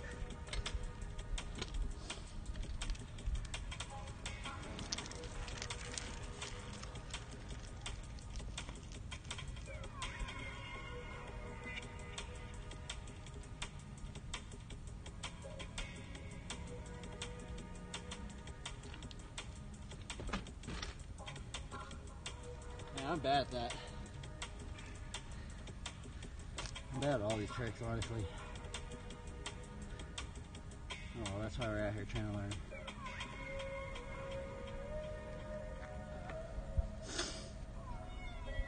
We could try a wing blade. It's a fun one.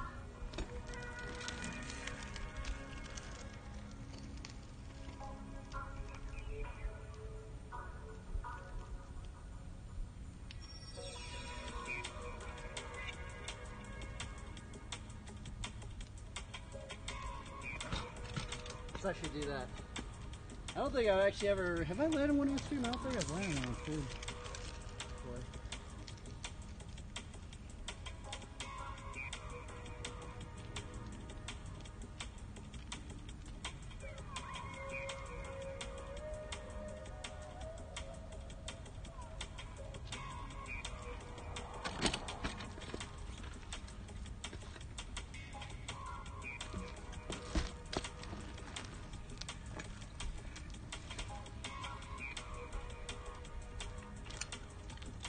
Oh, it's hard to do that out here. Man, we landed it second try. That was cool.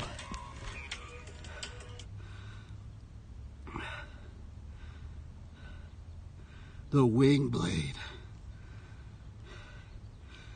We don't just have one wing, we're getting two wings up in here.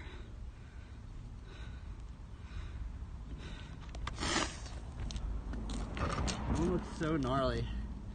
It just kind of sucks that you have to have like a high seat post. This one.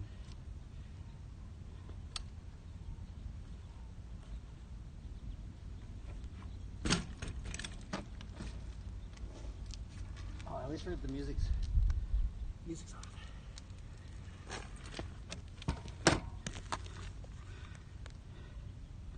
Let's see here. Who should we listen to? That's on copyright. That's on copyright. That's the other thing. That's what I've been noticing. These people put it not on copyright and then they put it on copyright later on. Oh well. At least they're giving the music out for a little bit of a time. I guess until someone buys it. I think that's what happens. They make these free, copyright-free musics, and then someone buys it, and then it becomes on copyright.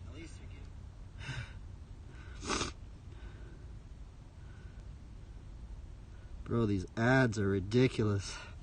They got ads on everything now. This song's not even on copyright, though. Why do they have an ad on it? I guess it's because it has a lot of views.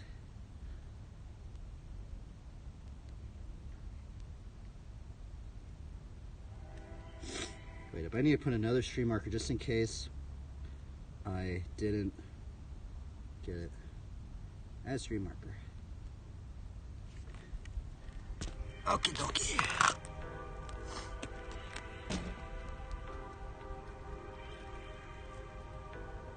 What are we gonna do up in here?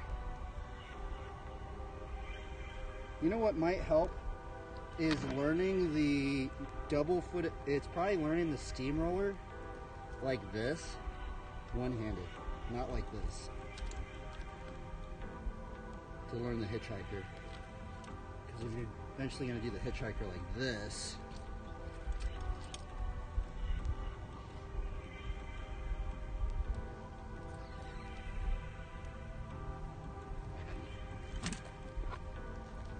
I've actually never done a steamroller with my bars big before. But try and learn.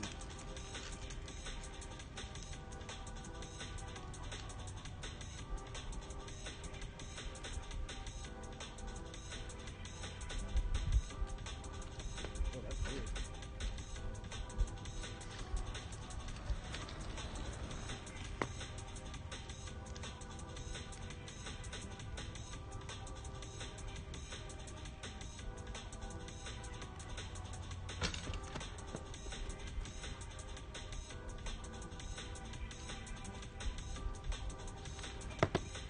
Whee!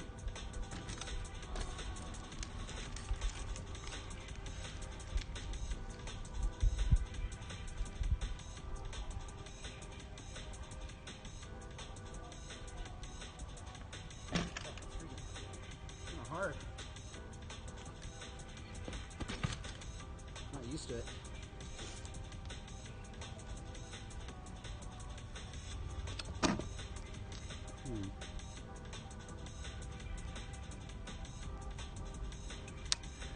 So far, let's see. This ground's different, so it makes the fire feel different.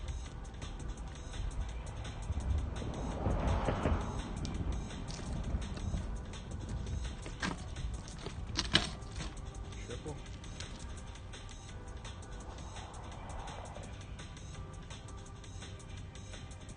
I shouldn't be working on those. I could work on those inside.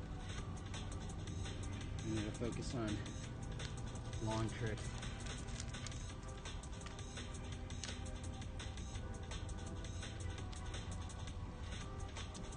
What other double-footed tricks are there?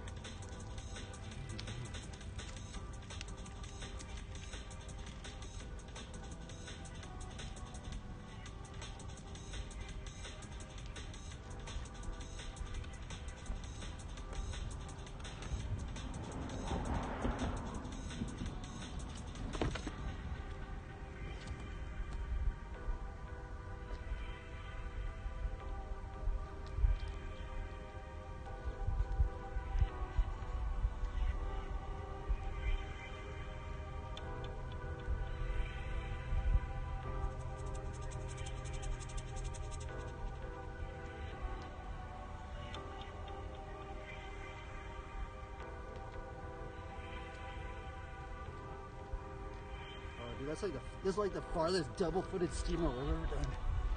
Oh! I'm trying to learn, I think.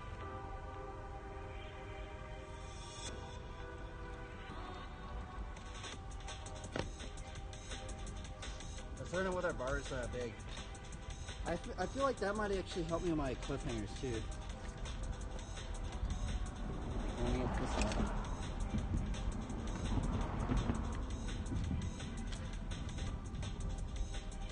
Double-footed steamroller with bars big.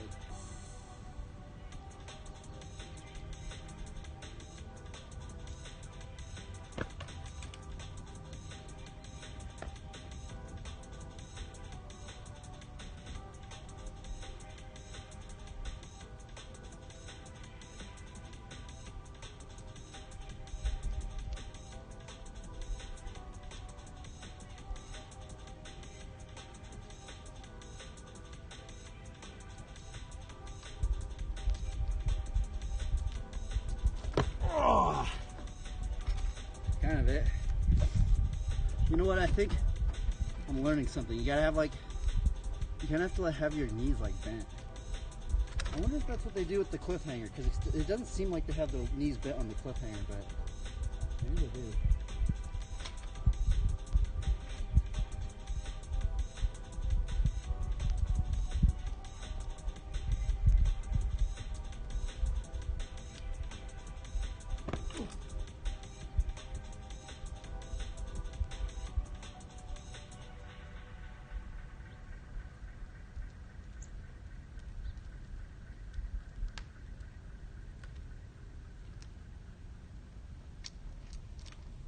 It probably looks so cheesy, I don't care. Having to rewash dishes that didn't get cleaned.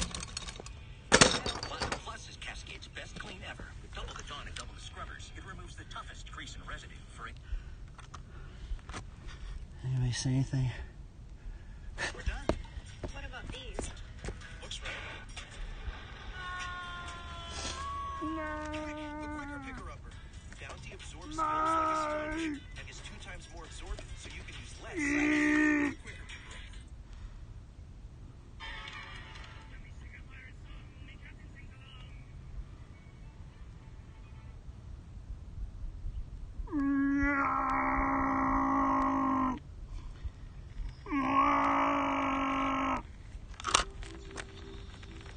Oh, I need to get the tripod. Let's go do driveway sesh.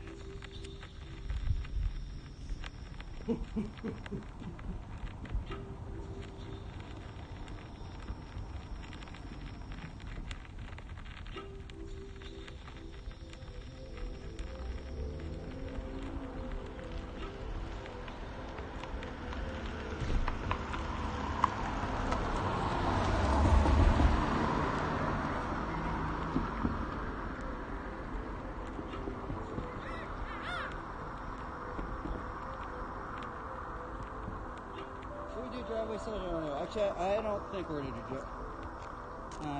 I got the tripod out anyway. Because I think the thumbnail is gonna be the wing blade.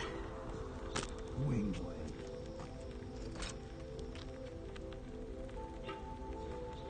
Keep working on a double-footed bars big steamroller.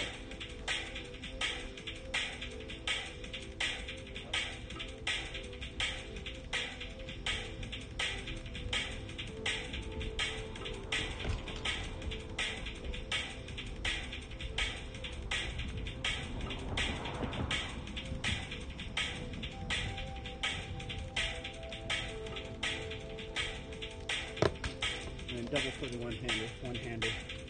Sounds weird. Turn it down a little bit.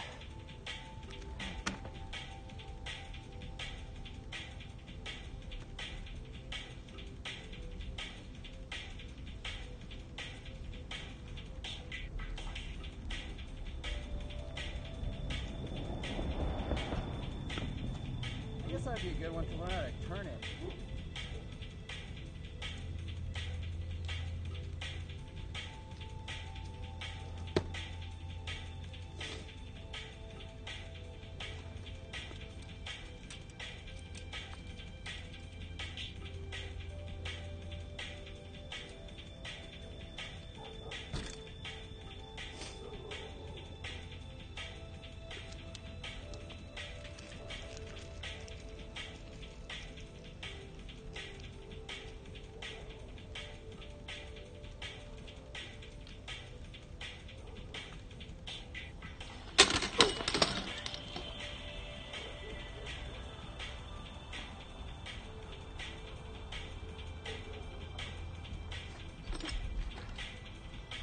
Rip my seat.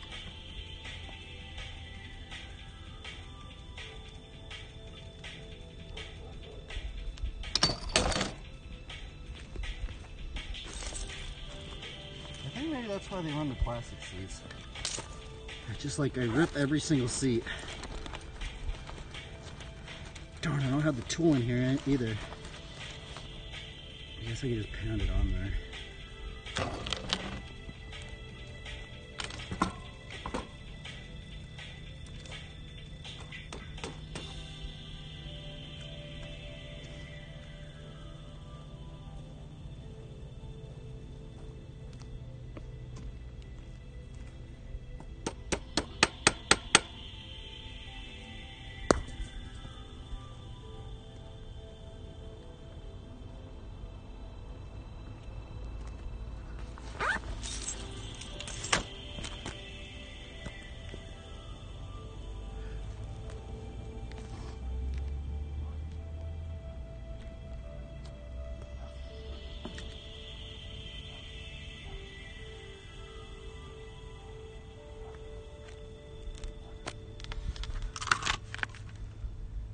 Man, this is a long playlist. Pretty crazy.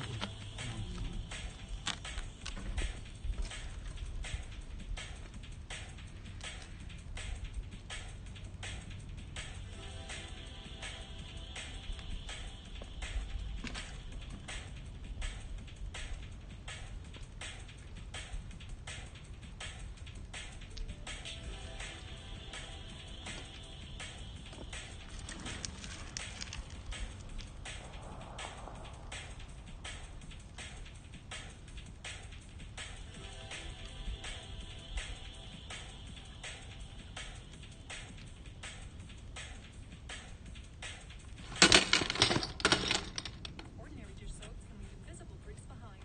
Only Dawn Platinum removes 99% of grease.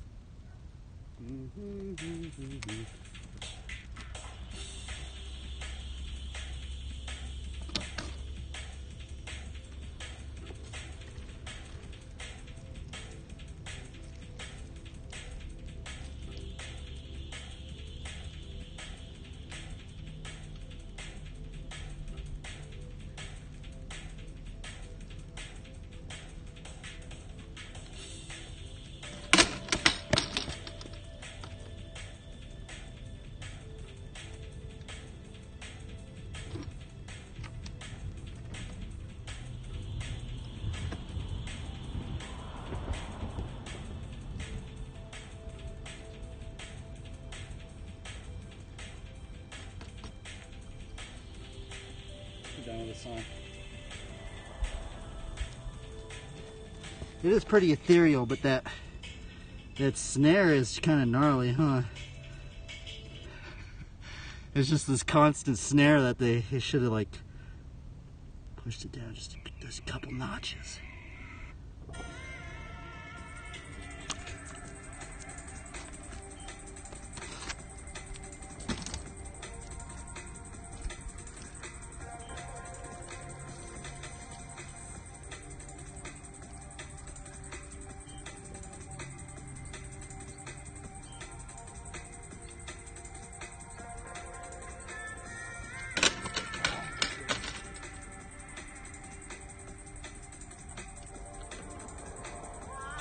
This trick's gonna drive me crazy.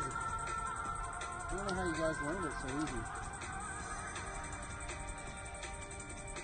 I think I'm just bad at the double flitters. I think maybe if I just keep practicing the double footed stuff, maybe you'll eventually learn it, but man, the trick's brutal.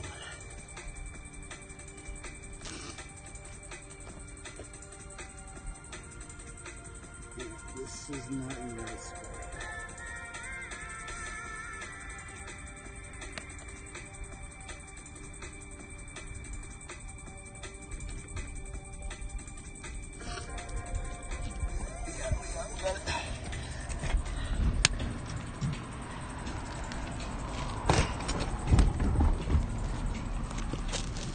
Okay.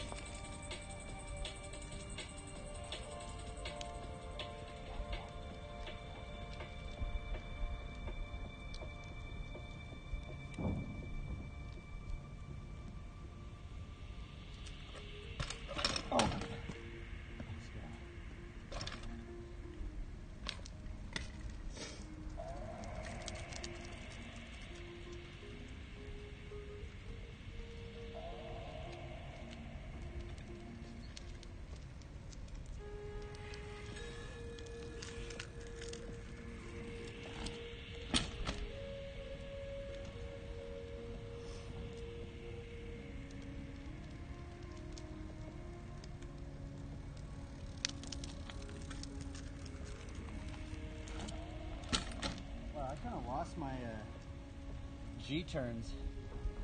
I got really kind of spoiled with the zero onto it.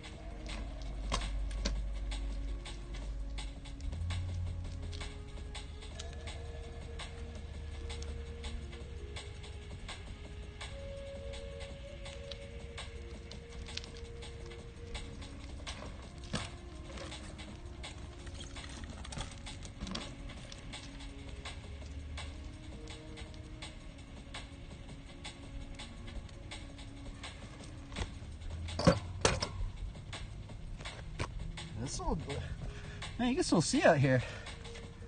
Pretty cool.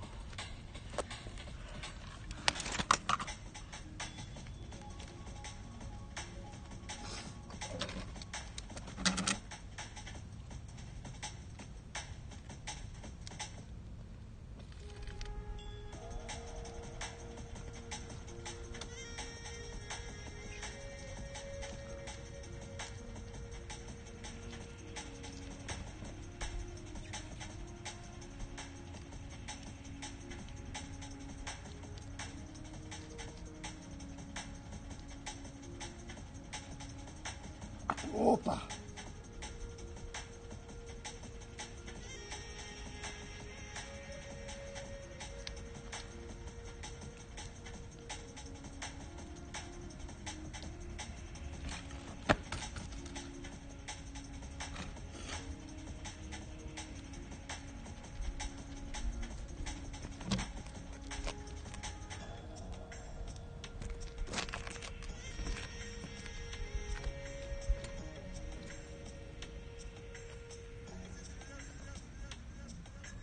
Oh, I could practice bike flips out here.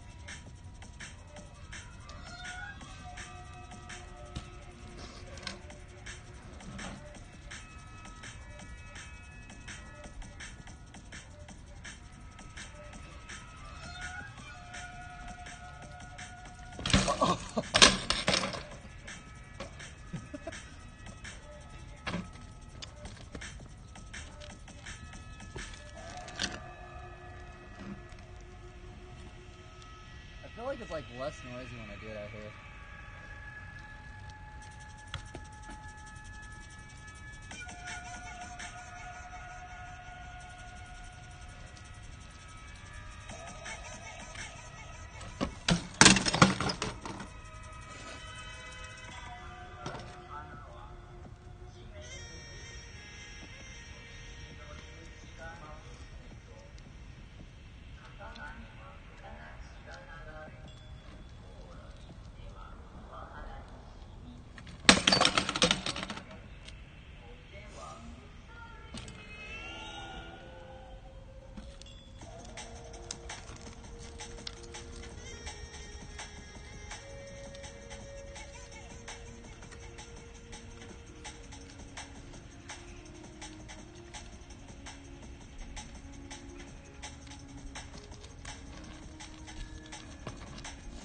You know, if you hit it right, like this little area, it almost kind of seems flat, but it's kind of like this. But if you get right on the top of it, it's kind of like, it kind of feels flat. But you have to get like right in the middle of it.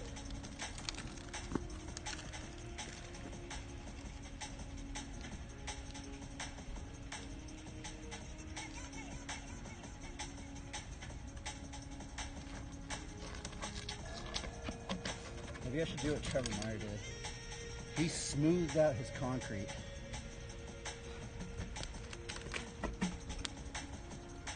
Let me say something. Re-stretching a canvas. Interesting. I have actually never stretched a canvas before. Yeah, I've never done that. Do you have to like staple it or nail it or something like that? Glue it? Is there like different tension you can have? I think you can have different tension, right?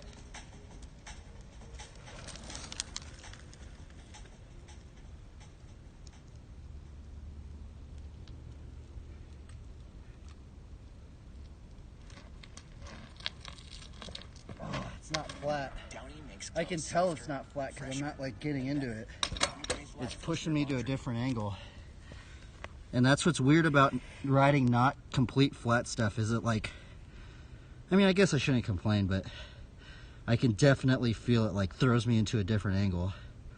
Whereas like normally I can like get into the forward steamroller. It might just be the ground too, because this ground's really, really rough. So that might be an additional aspect to it.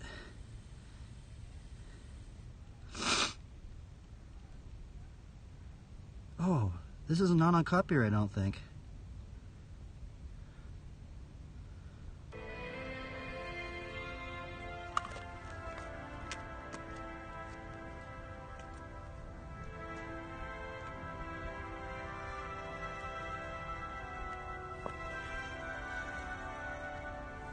I'm just gonna be like this.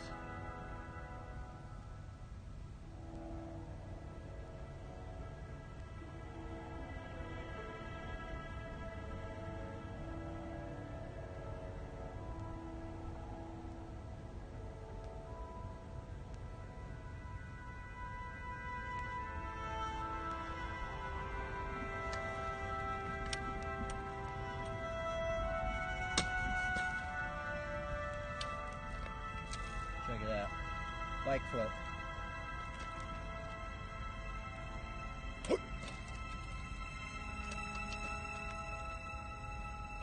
Oh my god, that's scary. I feel like that's the only reason I take my brakes off at the moment. I'm gonna be real. I have never really said that until now. The bike flip might be the reason why I take my brakes off.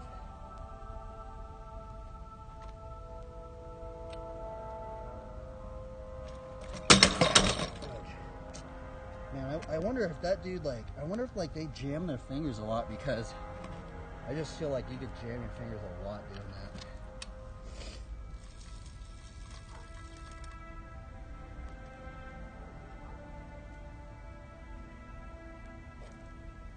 It's just that. It's just a snap of the wrist. Oh!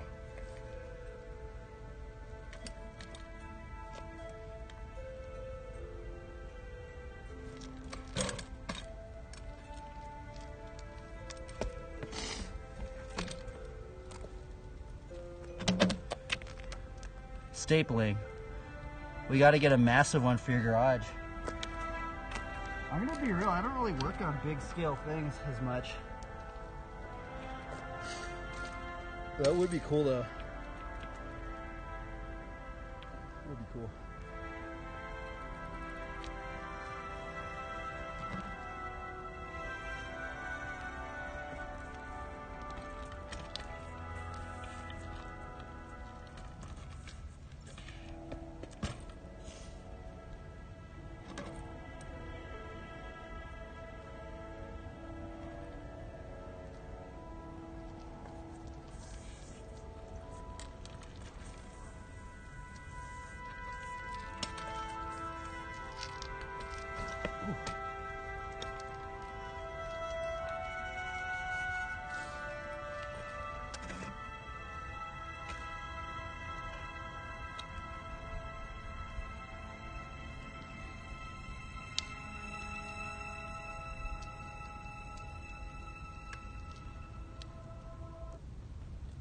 I saved hundreds with Liberty Mutual.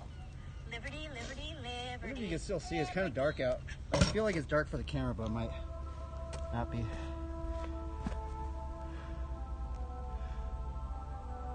That'd be crazy, huh? A green screen. That'd be intense.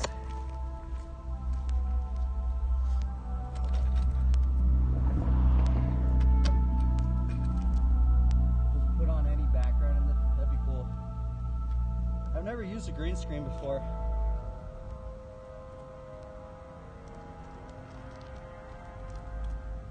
Oh, you know what? I forgot that you could learn the hitchhiker like this. Backwards steamroller, double foot, one-hander to hitchhiker. I haven't been practicing it.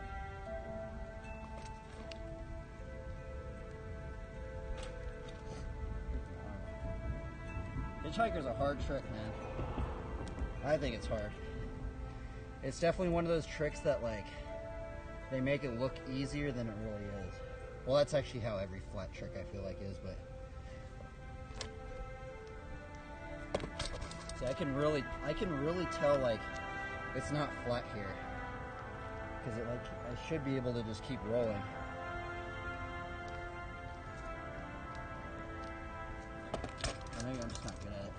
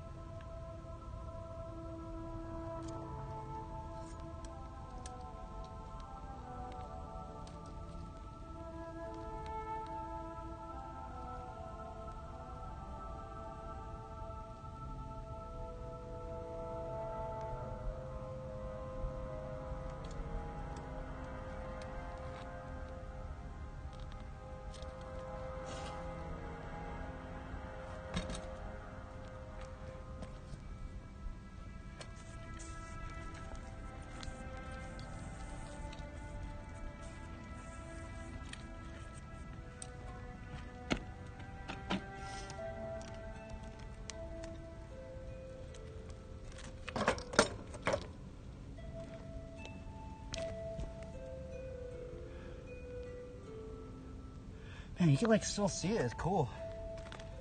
I don't really ride out here that much.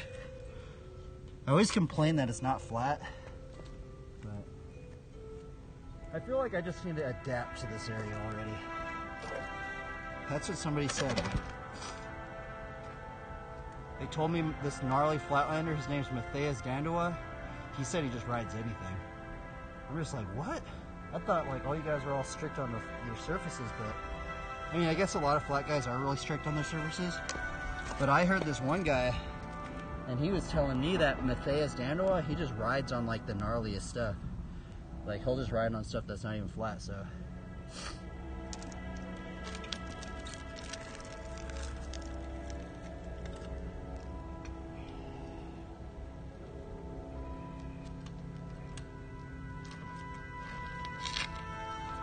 Oh, that's almost it.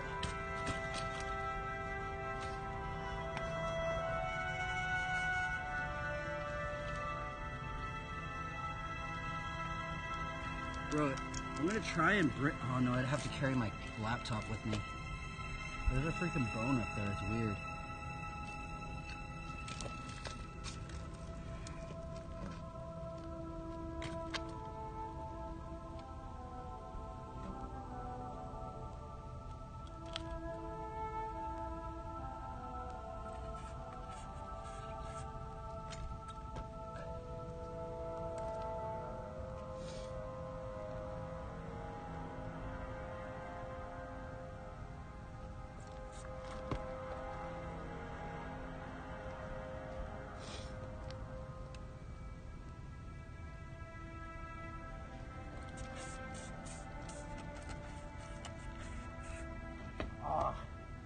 starting to get in the circle a little bit.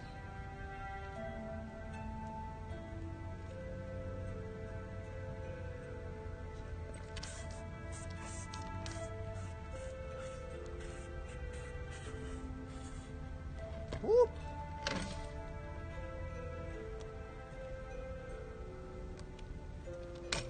Man, this song's so good. I'm surprised I don't listen to it more. It's the Morrowind soundtrack.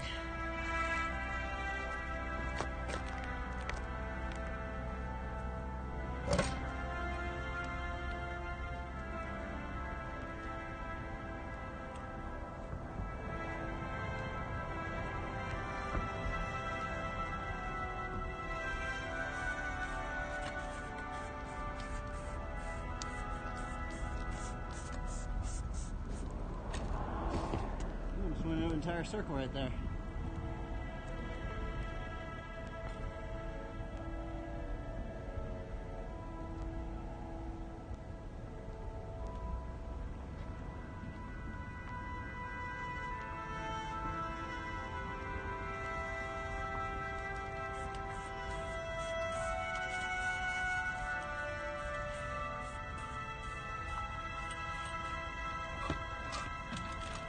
Dude, it's taken me like 2 years to do a circle with a funky chicken.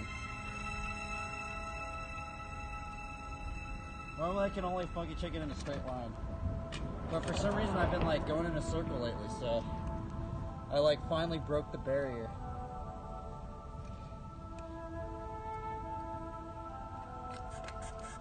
Ah.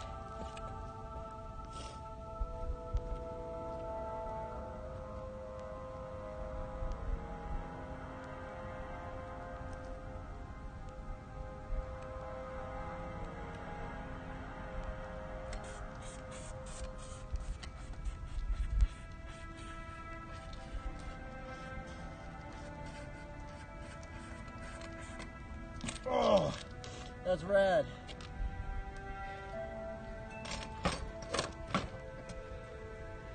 It's so simple, but I should have done that years ago, but I don't know, I just wanted it in a circle.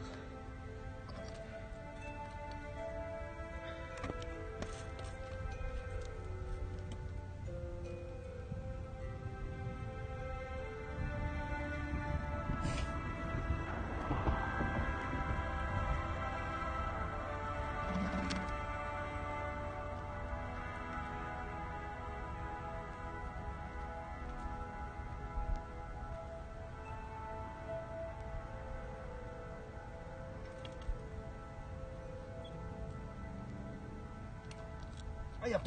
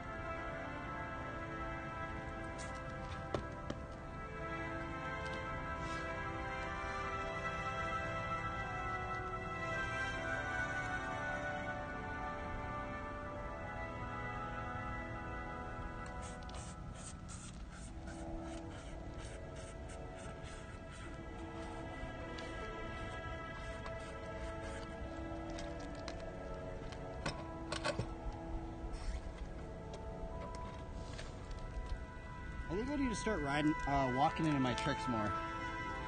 I feel like the ride-in, I do the ride-in a lot, but like I don't really like walking into my tricks as much as I should. Oh no, my computer's about to die. I have to go inside. Shnikes. My stream might shut off right now. I totally forgot my laptop needs a lot of battery to be out here.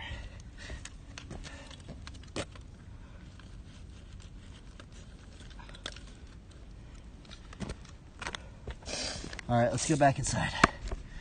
Hopefully, my stream might shut off right now.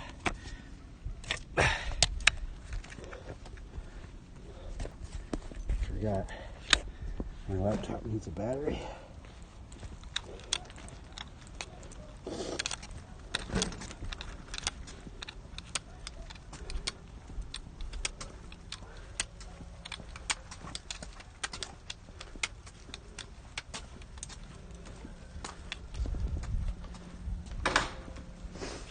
Do do do do do.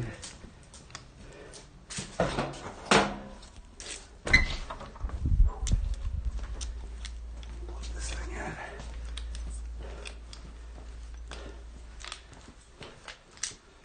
in. Man, I actually like riding in the winter. It's like the perfect weather.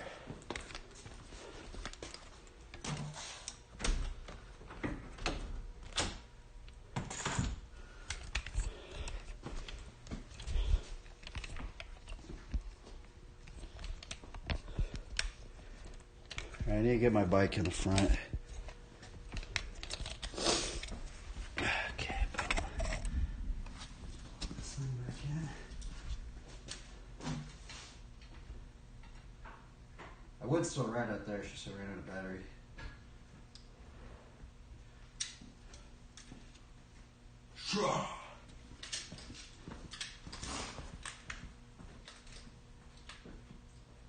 Oh, don't put it in there. That's spoiled stuff.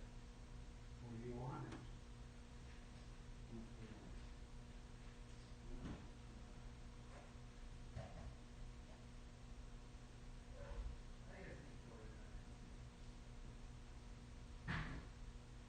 Just make sure you wash it with soap and stuff. Put soap in the drain. Hot water. Hot water and soap. Otherwise it's going to coagulate in there.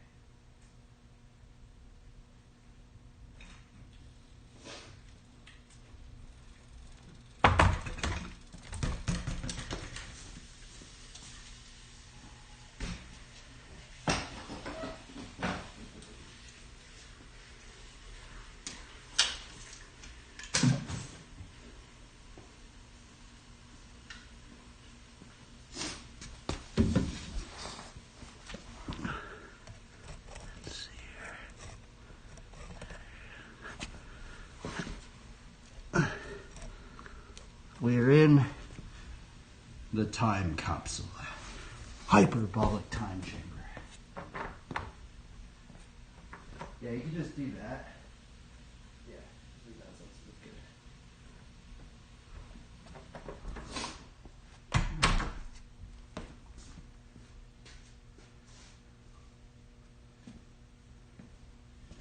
Man, I'm kind of digging the game soundtrack.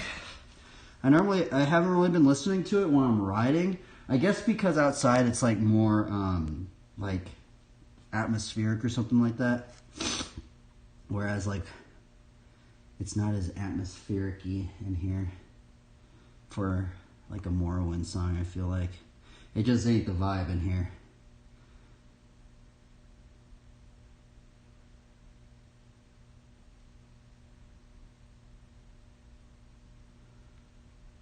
Let's see here.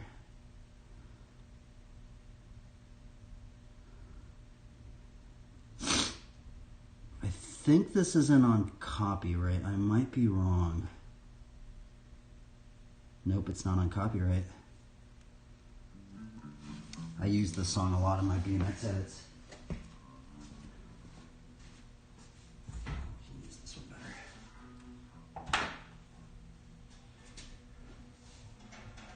Oh, I wonder if that... I'm actually wondering if their entire album is not on copyright. By the way, if you guys are out there, if anybody's even watching this right now, I would probably start, if you can, start saving all of your copyright-free music that you find on YouTube or anywhere. Just start saving it, because you can use it for YouTube videos, you can use it for a whole bunch of stuff, right? It's actually crazy. I listen to more non-copyright music than copyrighted music, I feel like now. Just because of like how the internet's operating at the moment. That's what we could keep watching. Oh yeah, here's the song.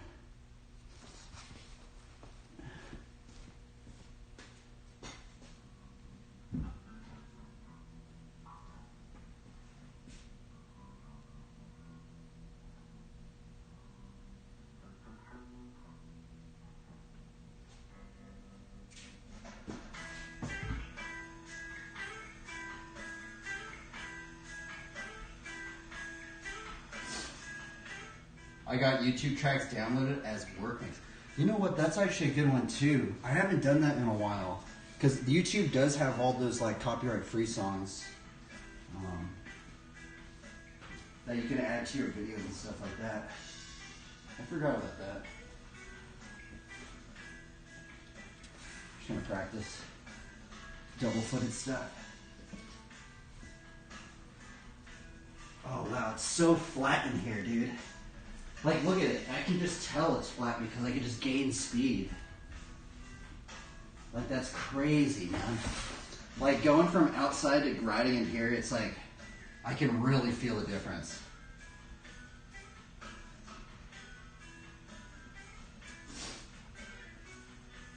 Practice some of the hang 5 machine. Oh, that's what I should be practicing. The hang 5 machine for my clip hangers.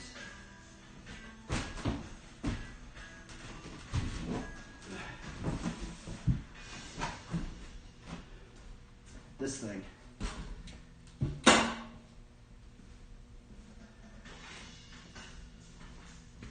think I'm going to pump it up to the same PSI. Actually, this is a bigger tire. Maybe I should go more.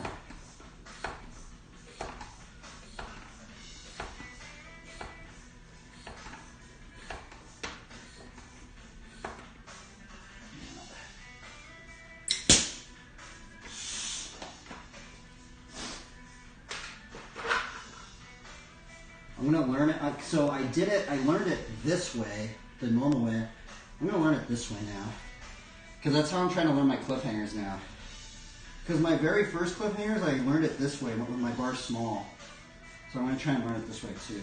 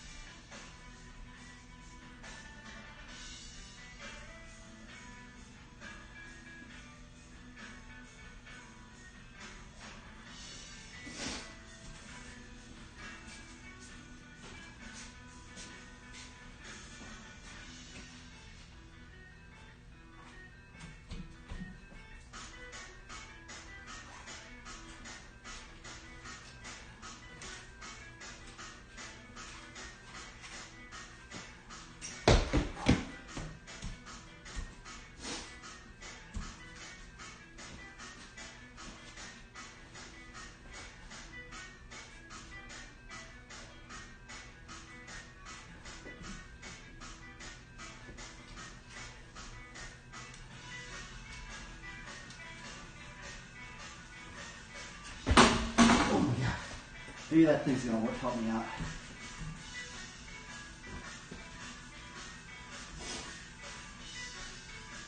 Lacta 12.4. What's up, bro? What up, dude? Just practicing.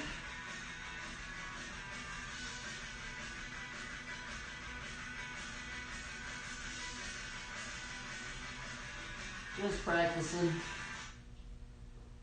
Do you like riding BMX? How did you find this channel?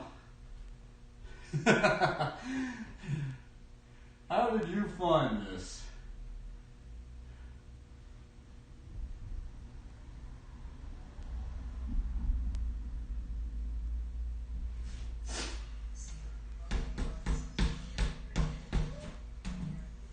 Oh, just browsing? Cool.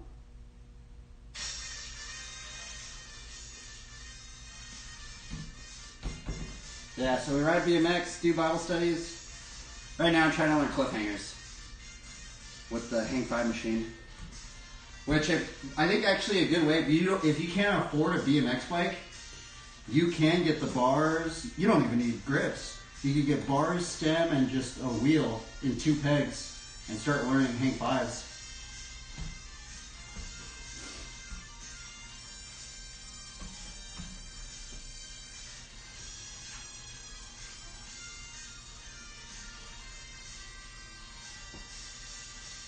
Oh, it's hard. Yeah. I actually haven't done it with my bars small like this.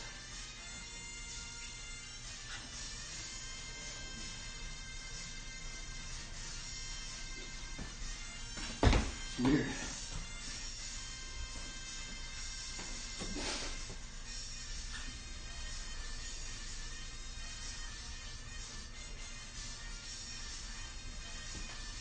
I think something's wrong with this.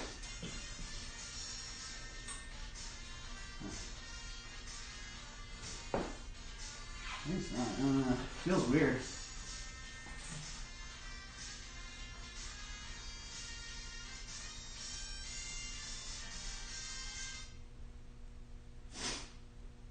Do you like riding BMX? I do ride my BMX bike. I'm just practicing on this thing for now. Trying to practice learning a new trick.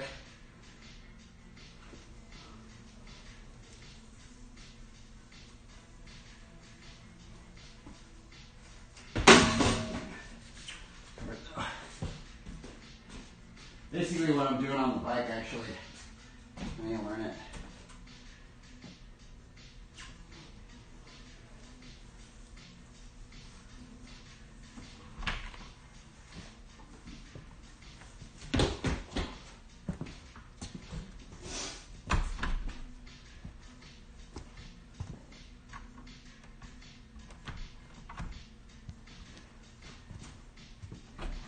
Oh, and mountain biking? All right, dude. I'll start riding my BMX bike. This is just the hang 5 machine, you know. Trying to learn the cliffhanger. I need to start riding this thing a little bit more though, just because there's some tricks I should learn with it.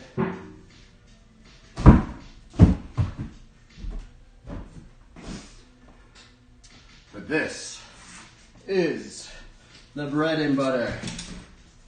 So we're running the Colt Tech 19.9. Shout out to Ryan Morales. He hooked it up with his frame. He's hooked it up with that frame, two other Colt frames, but running the 19.9, and then not running too much flat parts. I'm running S&M intricate bars, 8.5. I'm running a flipped upside down Colt Salvation Stone. I'm running the Heresy forks at 15 millimeter offset. Still running a cassette, and I'm running 1.75 tires with 80 psi.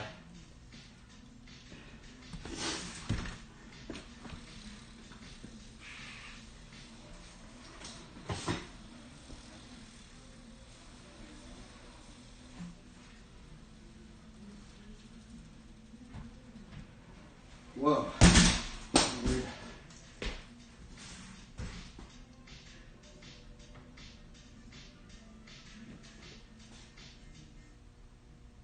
What kind of BMX bike do you have? I wish I could get a Hope. I actually really like that. Do you like that mountain bike company, Hope?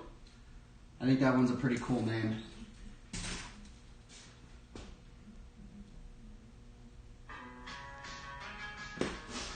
Maybe I should get some Hope parts. That'd be pretty cool.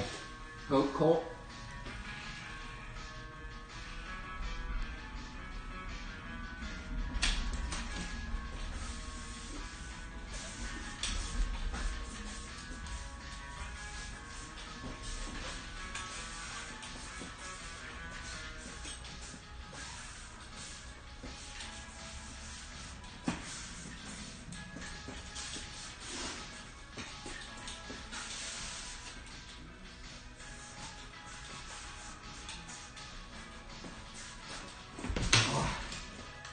Really coming in.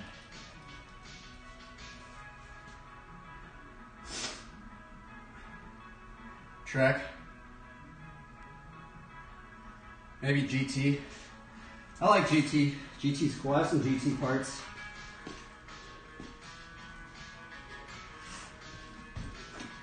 Yeah, this is Flatland, so it's what's really cool about Flatland is you can learn this stuff like very minimal quarters.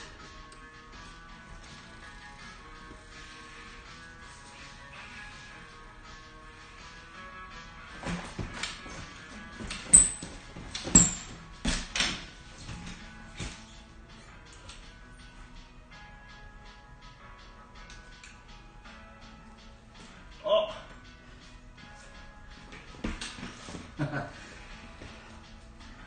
I'm just doing stuff I've already landed before.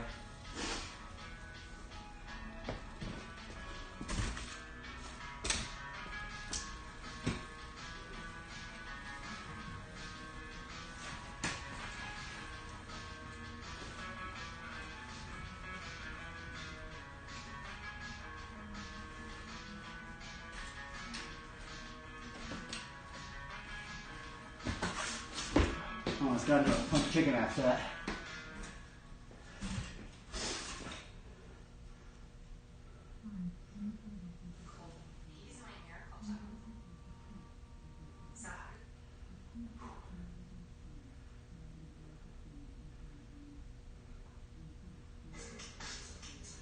Yeah, that's fun. It is fun. I guess I'd probably just this new trick I've been trying to learn or get better at. Circle K.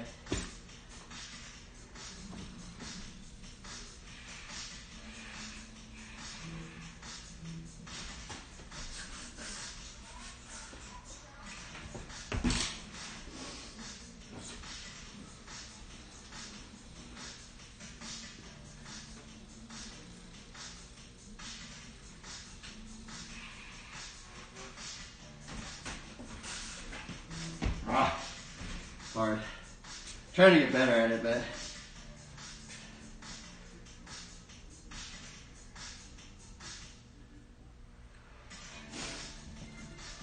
it's a cool feeling trick. This trick right here, it feels like you're like in a car or something.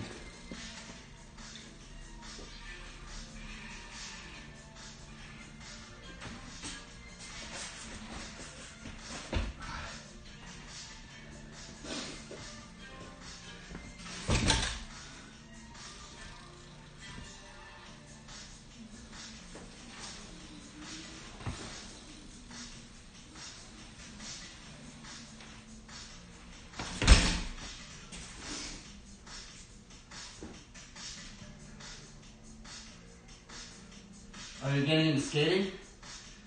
I have a lot of friends that are skateboarders. Or like skateboarding. You should check out this dude. His name's Dan Corrigan on YouTube. You've probably seen him. He posts every single day. He's gnarly. Been really influenced by Dan. Dan's a good dude. I like Andy Anderson. I met Andy Anderson before he blew up. But yeah, Dan's gnarly, dude. Dang, bro, he freaking puts in so much work, dude. Like, he's making a video every single day. It's insane.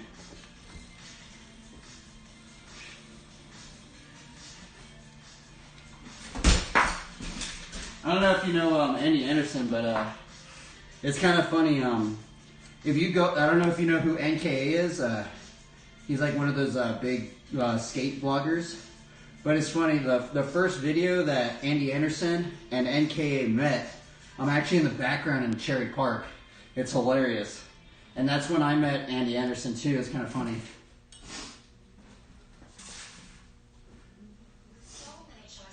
Oh, you live in New Zealand? Wow. Dude, you live in an amazing area, dude. Holy moly. Dude, New Zealand, dude, they freaking filmed, didn't they film Lord of the Rings there? Holy moly. I had a friend that did a BMX trip out there.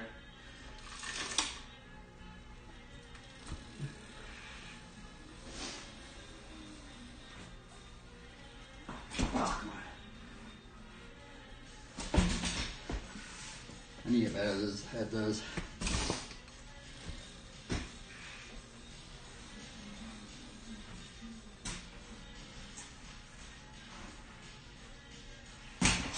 Almost.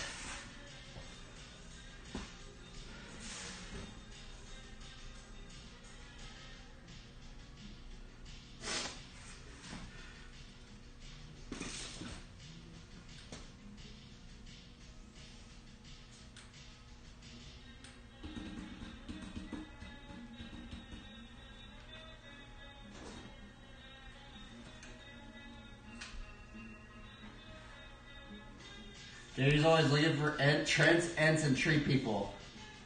I do like the tree people. Trents. Matthew 13:32. Let me type that in there. Actually, Psalm. Oh, let me type it in. I think it's Psalm 1, 2.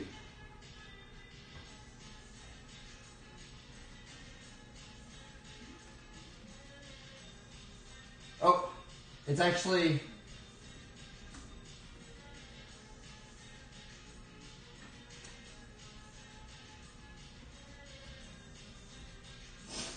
do anything on the ramp? Not too much. I mean, I can do some stuff on the ramp, but I don't really ride it too much.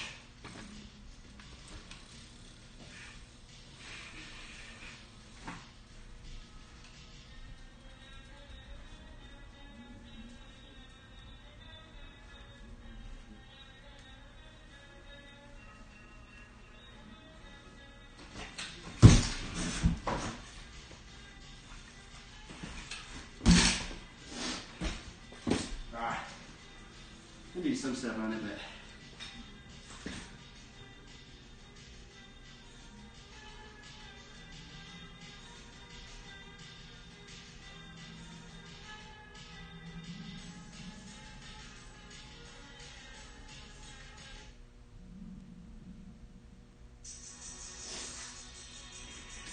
maybe this one.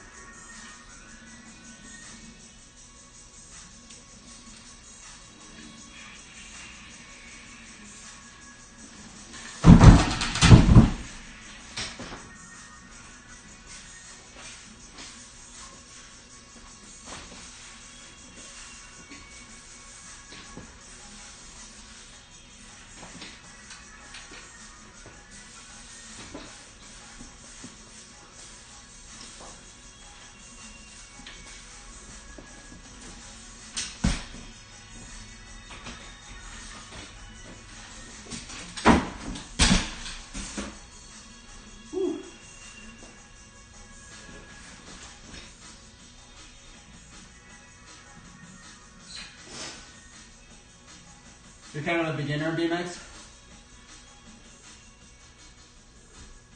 If you've been mountain biking, there's a lot of BMX riders that get into mountain biking and vice versa, mountain bikers into BMX. I mean, if you can move around a mountain bike, like the BMX bike feels so much lighter, you know, because it's like,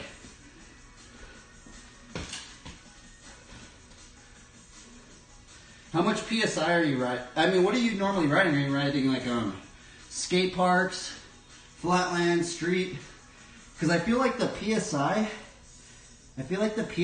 varies for a lot of different terrain, right? So like flatland and then like bull riding, they like to run like really high PSI, right? From like 80 to 140, right? But then like street riding, there's some street riders that run 30 PSI. It's crazy. Street and skate park? Yeah, I maybe mess. I mean, depending on if you're in air high. I know a lot of guys that run like 50 PSI. I'm running 80 right now, but I ride like flatland stuff, so.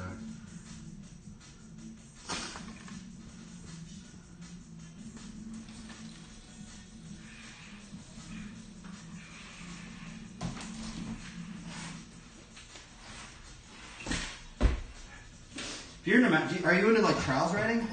Because I do some trialsy stuff with this stuff right here. I haven't practiced it in a while actually, so I'm gonna bring it out.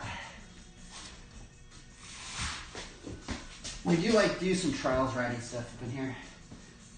I do like riding style.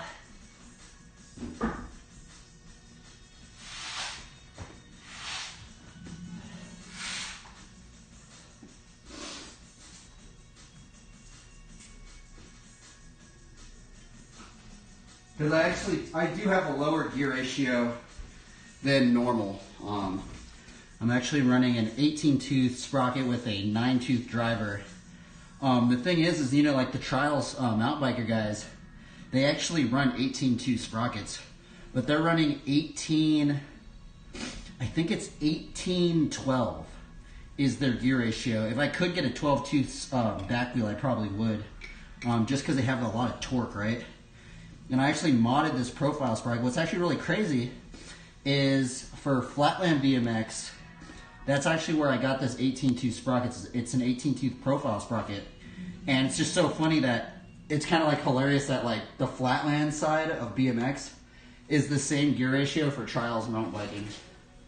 I find it really hilarious. Run into the store? Oh, dude, I forgot. I've been hearing about that, dude. The rain. It sounds crazy out there. I like left, right after it started raining. It's crazy. Let's see if we can do some of this stuff.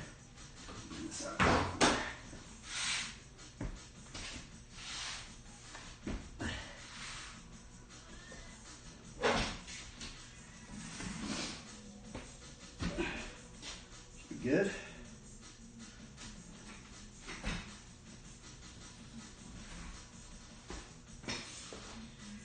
So I'm kind of like a weird rider. I'm like a brake rider at heart.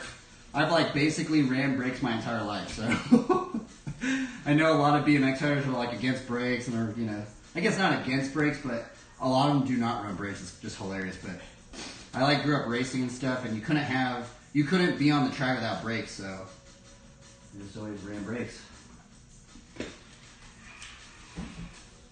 I haven't done this in a while. Let's see if I can still do it. Oh.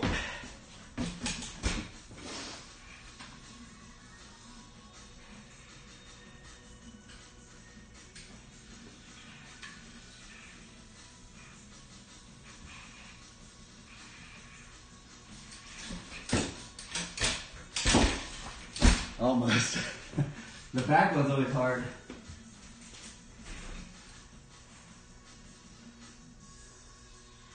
Oh, dude, no chain, no brakes. Oh my! I had a friend.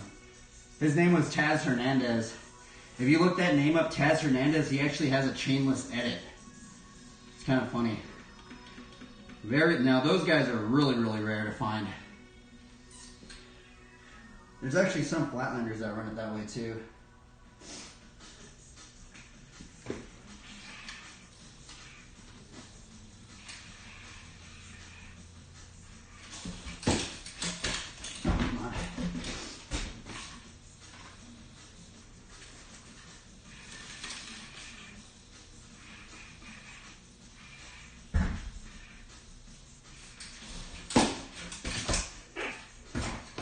Stuff's a workout.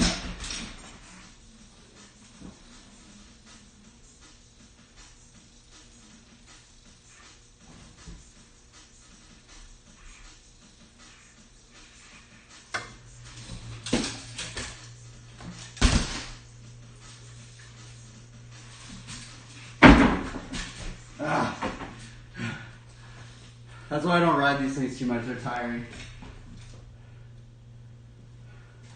You gotta go? Peace out, bro. Yoo. Have a good one.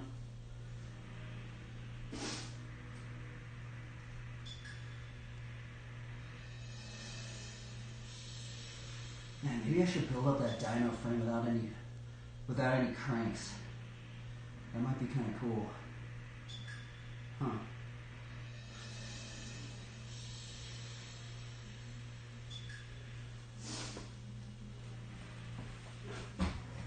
That's a gnarly frame right there. Maybe I should try and build it up like that. That would take out a lot of the weight.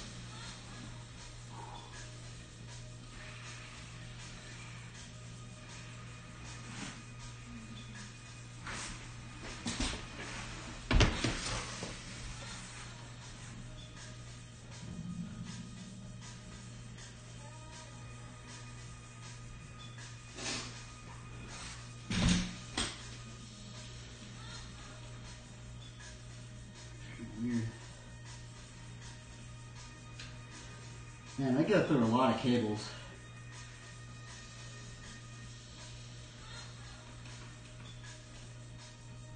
Actually, kind of ridiculous.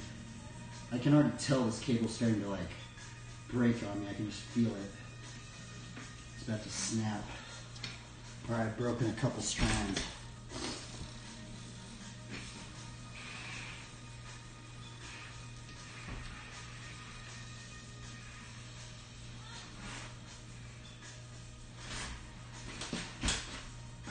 Oh, come on.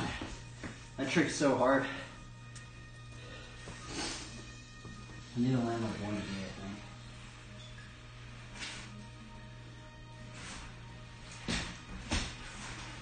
think. Like you have to like, you have to like keep your weight. You can't like let it go out of the circle.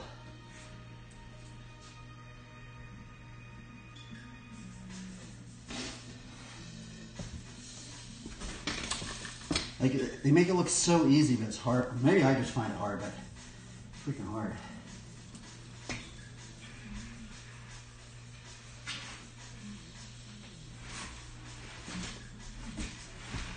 Oh, that's it right there.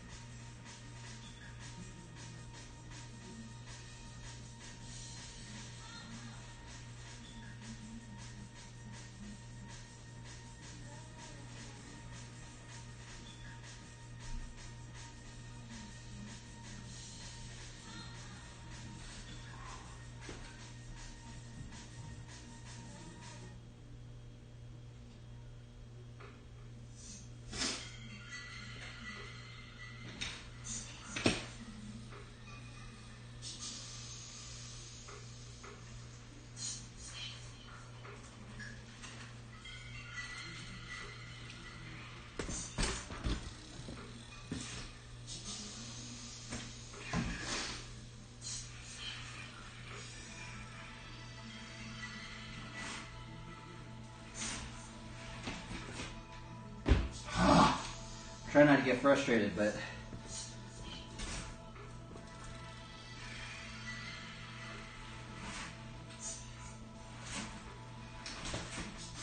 come on. It's so hard. Maybe I just find it hard, but man, it's freaking like it should be easy, I feel like.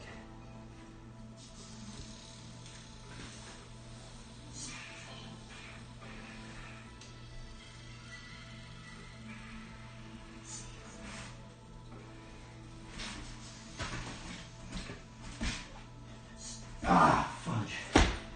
I don't know how they do it so smoothly. I like stall it and then like I kind of just get stuck a little bit.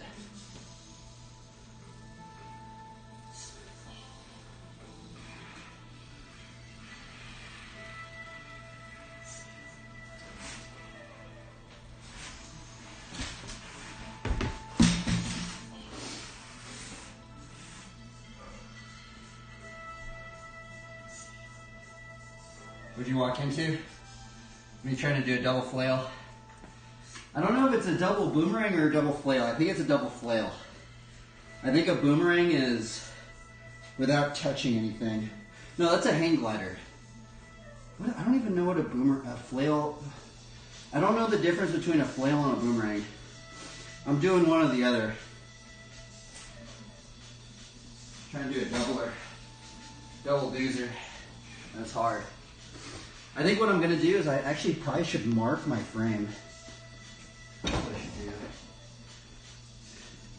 I need to be hitting the same spot every time.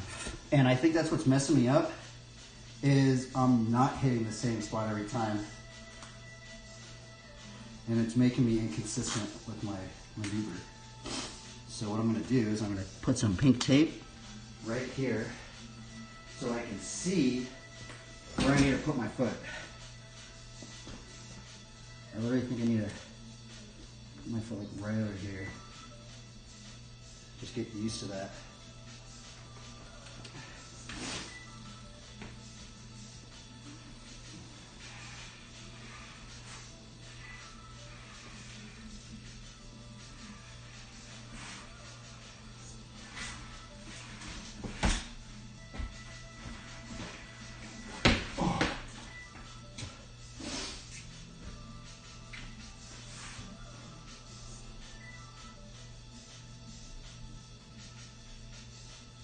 And I'm gonna land one and then I'm gonna get into a drawing strain. I'm gonna try and land one every day. I think maybe that's, I wanna get consistent at this trick.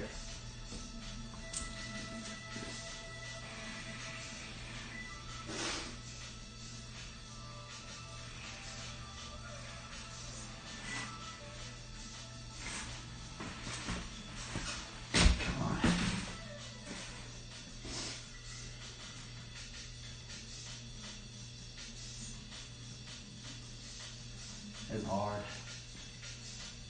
There's a secret to it, I think. Or maybe I just don't know how to do it good, but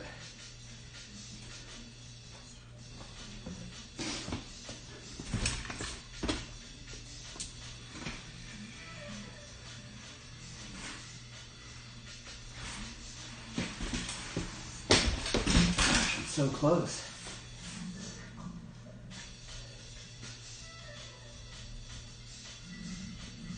So close. Like so close, I'm just like frustrated at how close I'm getting.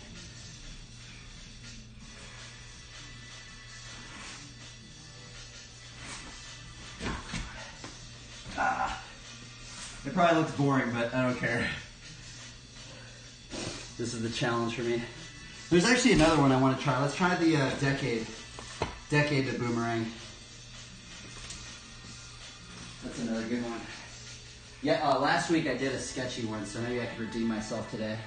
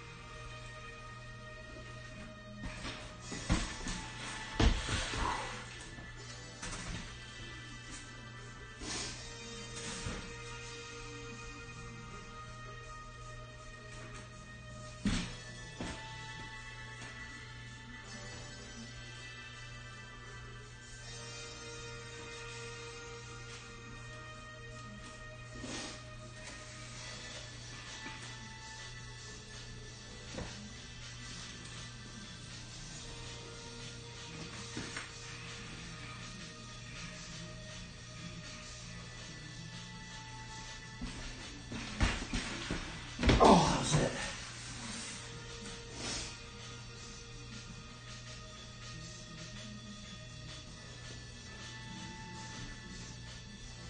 I'm so close.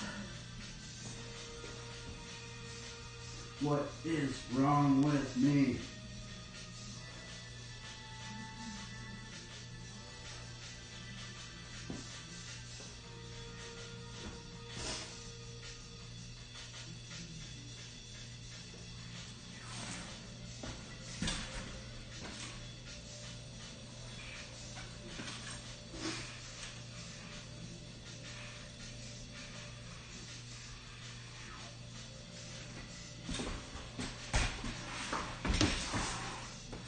Hard.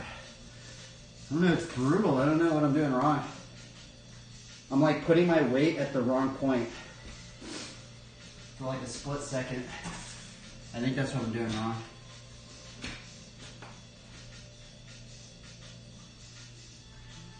What other tricks are we working on? We practiced this one. I practiced this one today. Normal manual line.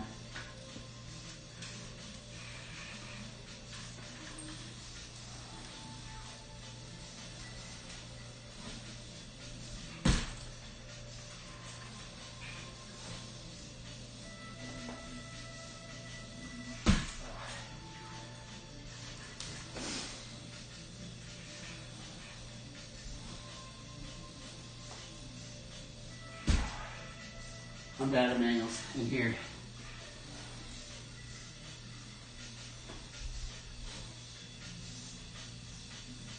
Come on.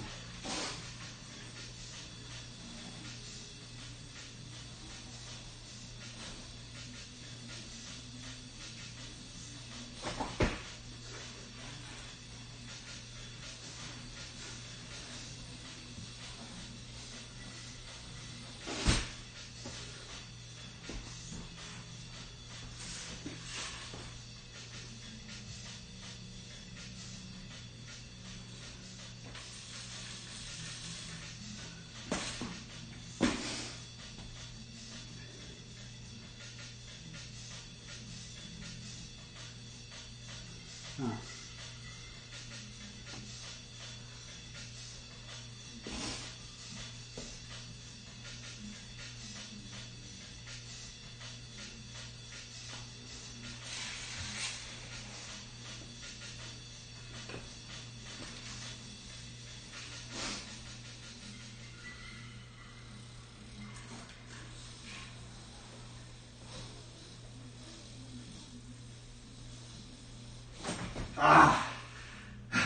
I feel like that's such an easy trick and I can't do it.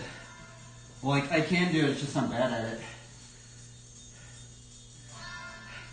That's the thing about flatland for me. I guess there's some tricks I can do a little bit more consistently. But these tricks right here, I'm kind of like just working on them. Not very good at them. Not like a gyrator I could do pretty consistently. Usually we practice fire whips. Fire whips are fun. I always practice these too.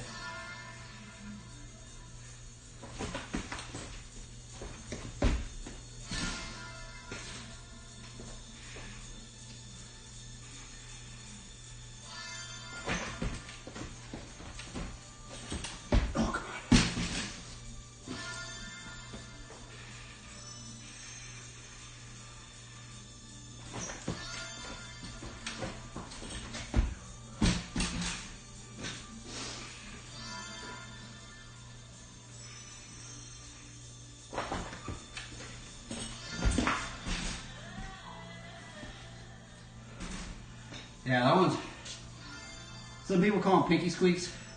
Pinky squeaks, multiple fire hydrants. There's different variations to this trick.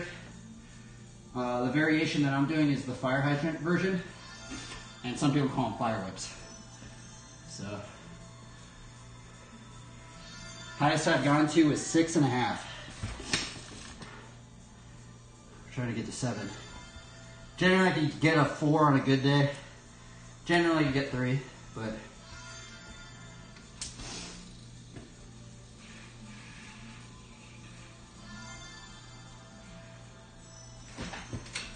oh, hacked it. Very finicky, this trick. It's all about the timing. If you mess up the timing, the entire thing breaks. It feels like.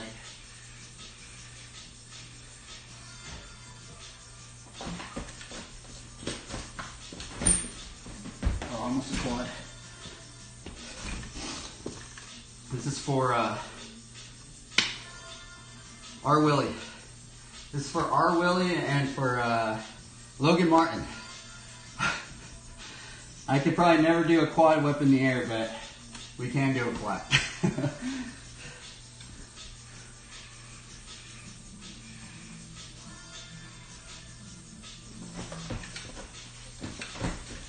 Oh, come on.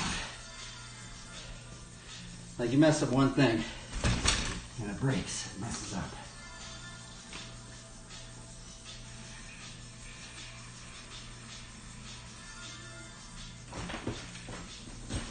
Nope, I give up.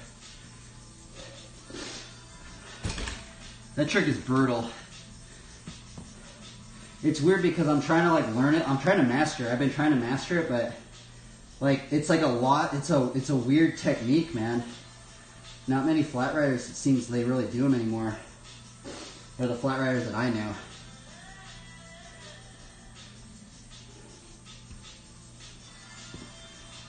Try this one.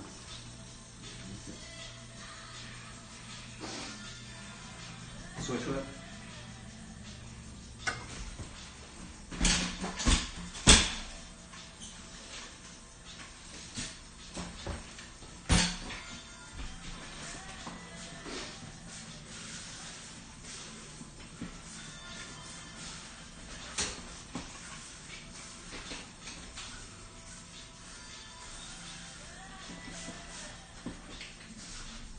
Oh my goodness, almost did it right there.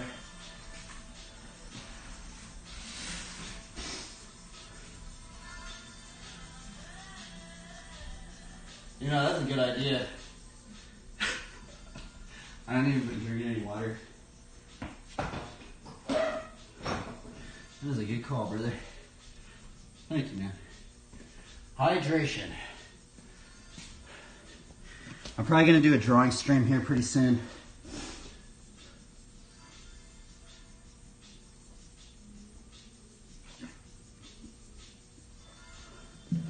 Man, the bike riding is just so fun though. It's weird. It's kind of like, it's like flatland's kind of like this it's like this frustration fun element. Because sometimes it probably seems like I'm getting really angry or frustrated, but I'm really not. Well, I guess I am getting frustrated. I wouldn't say I'm getting angry. But it's just kind of almost like the carrot, you know, kind of like the carrot on the stick. Because I feel like some of these tricks, like the double boomerang, right? Or the double flail. Like, dude, I almost landed like 3 double flails today. And then I just keep trying. I can't do it. I can't do it. I can't do it. And then I'm just like, bro, why can't I do it? I'm like so close. I don't know, man. Because I've landed it before. I've landed probably 3. No, I've actually landed probably 4 double flails so far.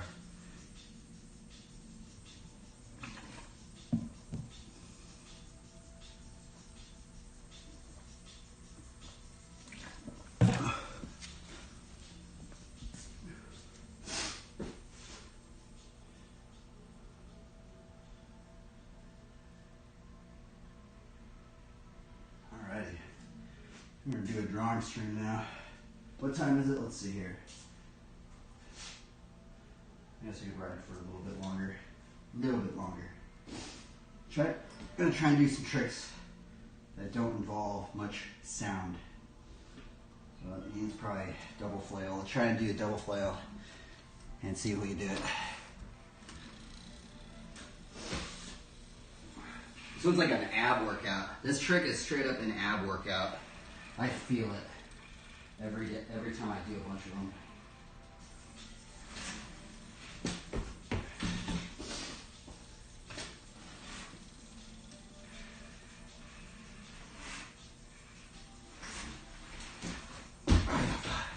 Come on.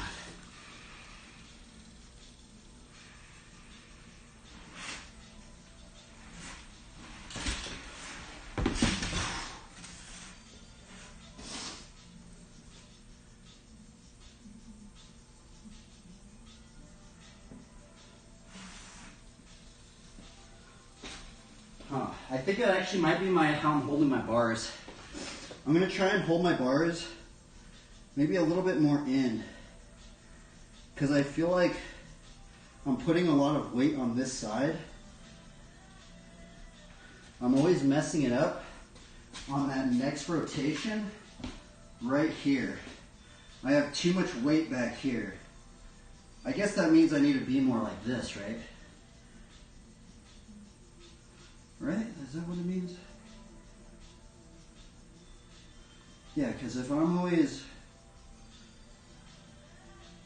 So maybe if I move my hand a little bit over here, it would kind of push some of my weight this way. Let's try that.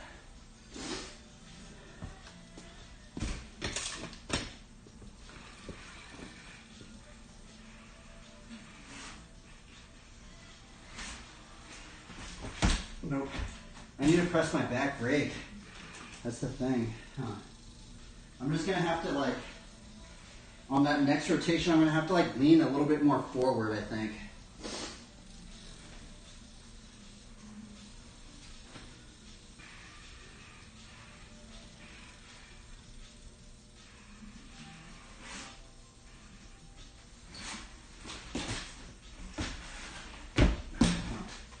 I gotta like, it's weird.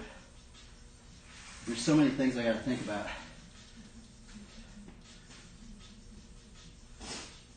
I probably look crazy, but it's freaking hard. It's a hard trick. There's dudes that, somebody told me that there's a dude that did 7 of these. Can you believe that? 7 of the ones that I'm doing. Just boom, boom, boom, boom, boom, boom, boom. I don't know, man.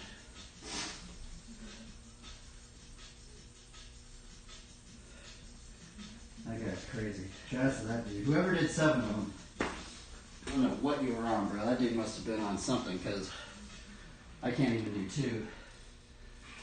That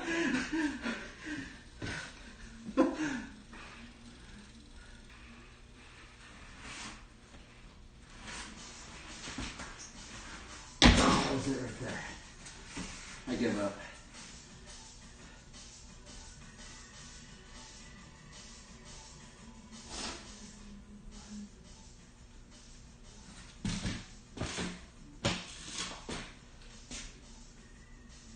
What other tricks have I not really... I haven't worked on the funky chicken tail up. So we're going to work on the funky chicken tail up and we'll call it a day.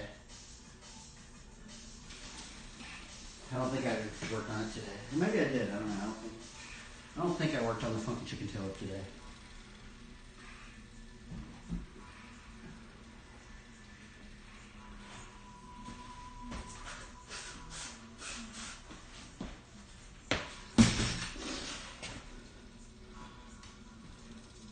I've been stuck on this one too.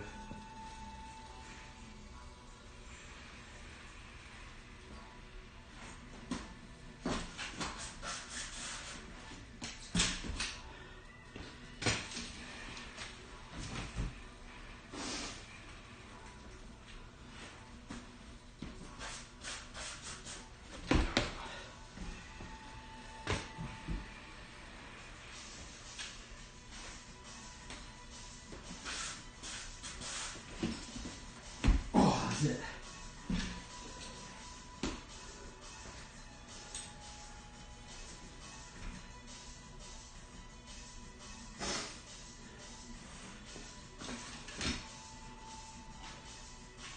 Let's try going straight on. Maybe it'll be better.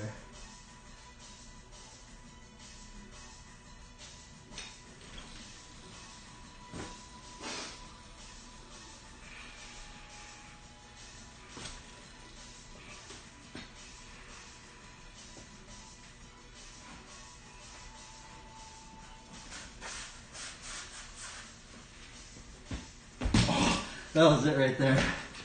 That was a pretty good one.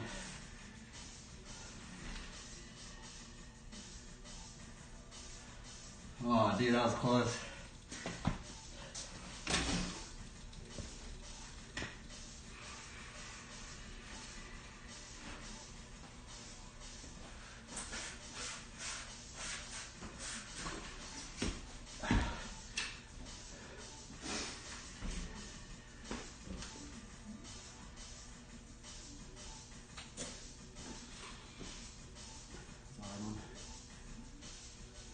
So all these ones are like just tricks I've been stuck on. Been stuck on the double flails. What are the ones I've been stuck on? I've been stuck on a lot of tricks. Man, there's a giant gash right here. Holy moly. I'm gonna have to bond to that. Wow.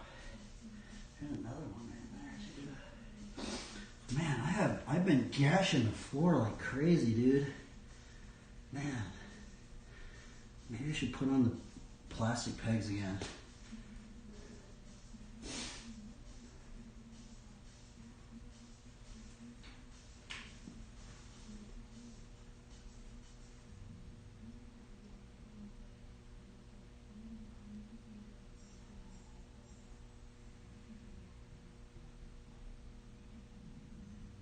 Alright, let's go draw, I guess.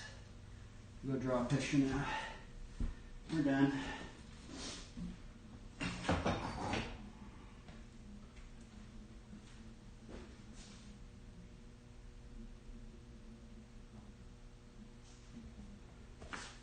I guess we might do a piece today since I did. I guess that might work out. It'll be way easier just doing my graffiti piece.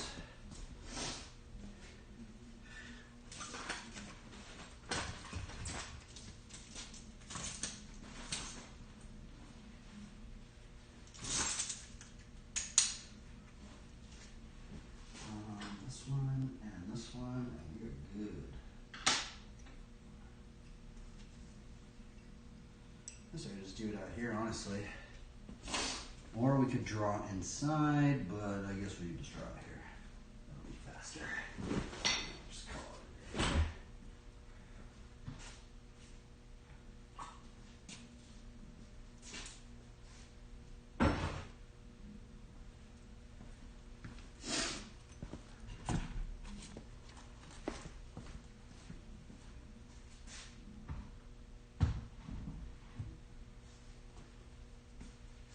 Music back on.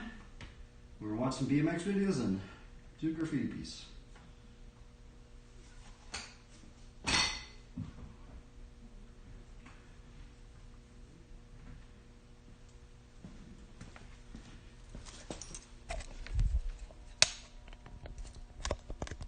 Take it off of this.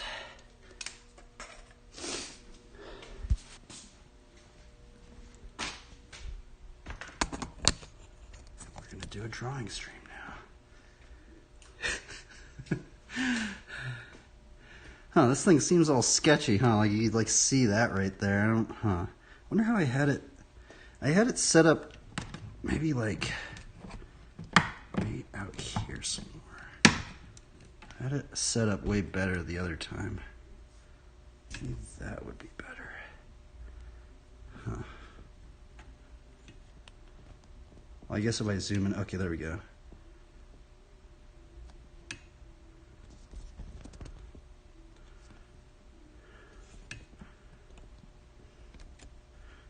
Get this thing all set up in here.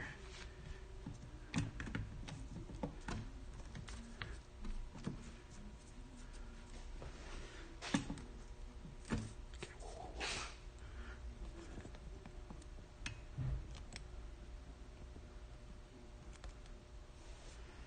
Okay, let's put on a BMX video.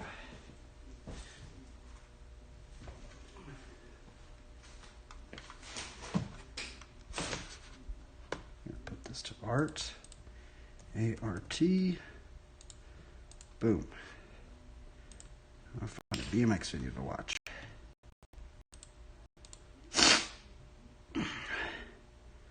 Oh, King of Ground. Wow. Interesting. What is this? Let's watch this. I haven't even watched this At before. Universal Technical Institute,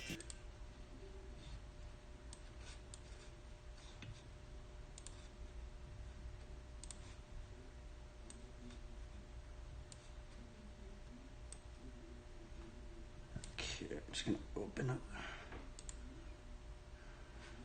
Let's see here.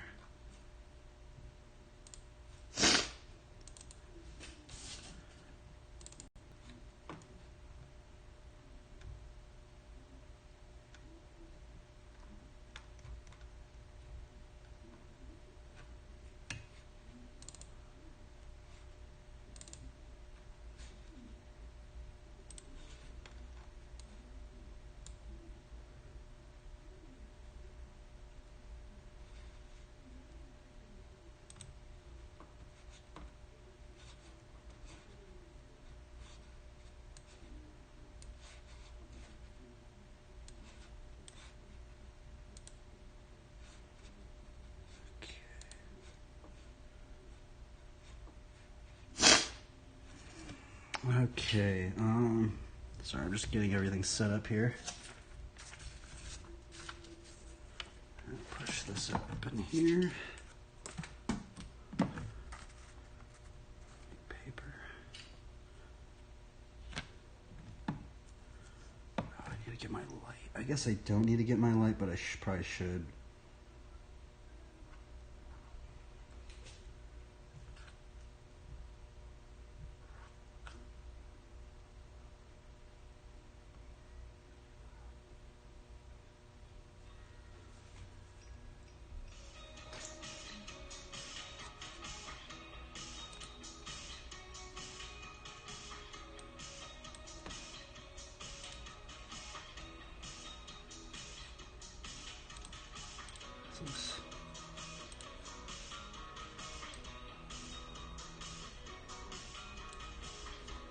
All right, let's begin. Welcome, travelers, to the drawing segment of the stream. I don't know if I should have a light up on here, but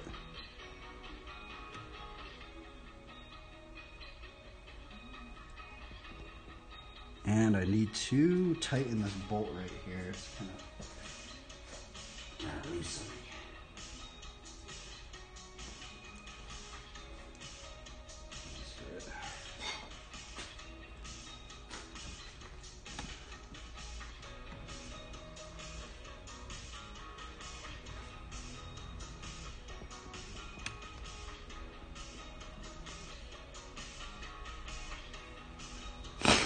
How are we gonna do this up in here, huh?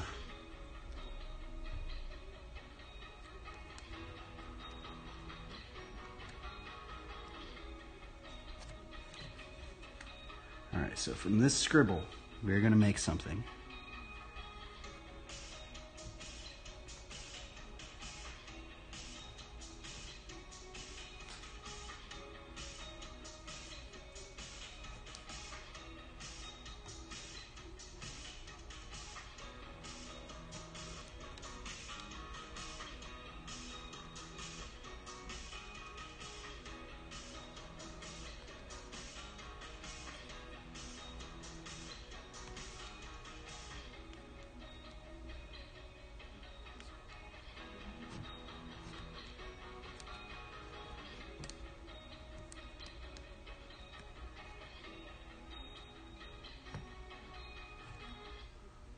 Go to motionready.com to add this to your video, and that, and that.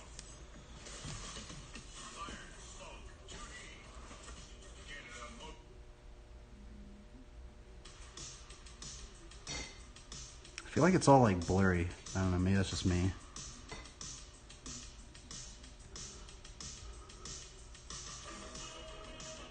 Ooh, this is a good song right here. A good beat.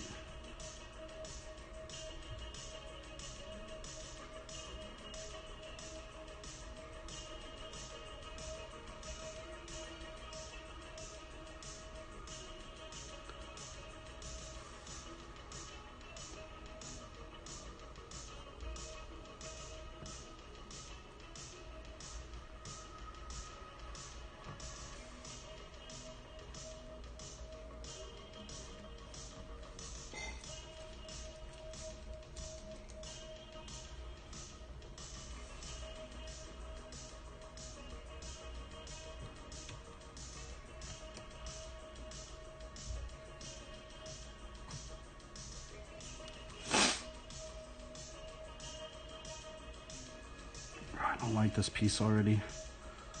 Oh well.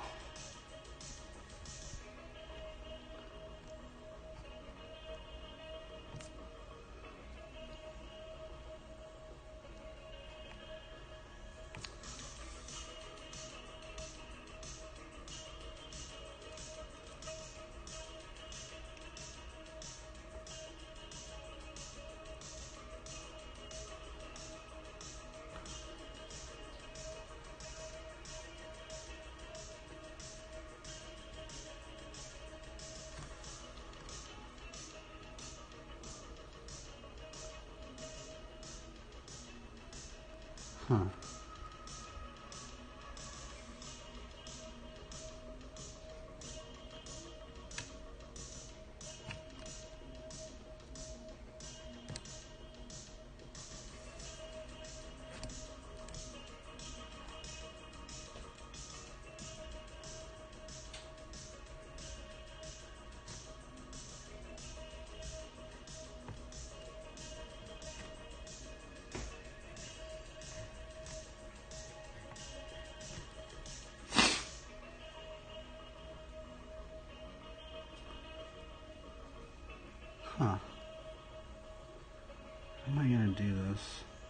always say that. I'm always just like, what am I even doing here?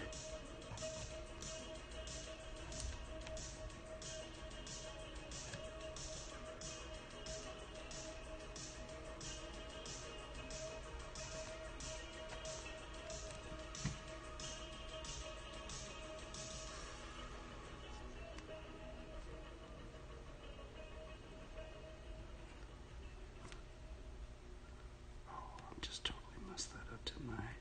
Fudge. Right now, a child is being diagnosed with cancer. I'm gonna save this sword.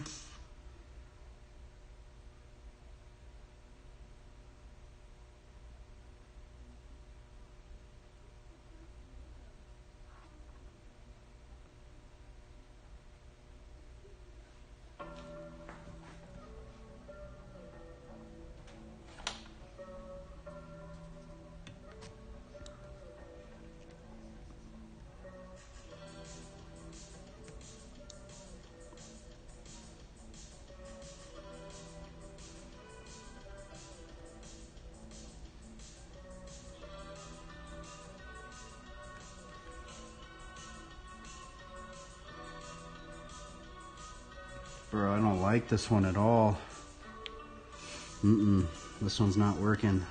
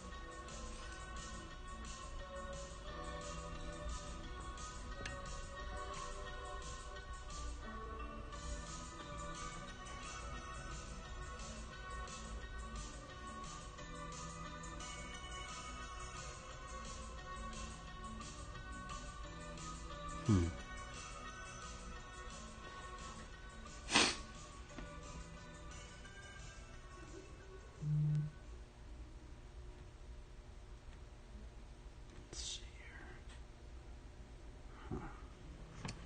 At Full Sail, we take a unique approach to teaching the art of filmmaking.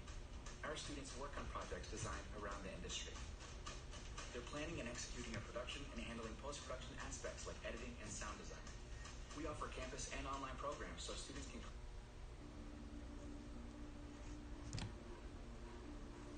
I don't like this one, man. I messed this one up so bad. Oh well. I attempted it. I guess that's what matters, but...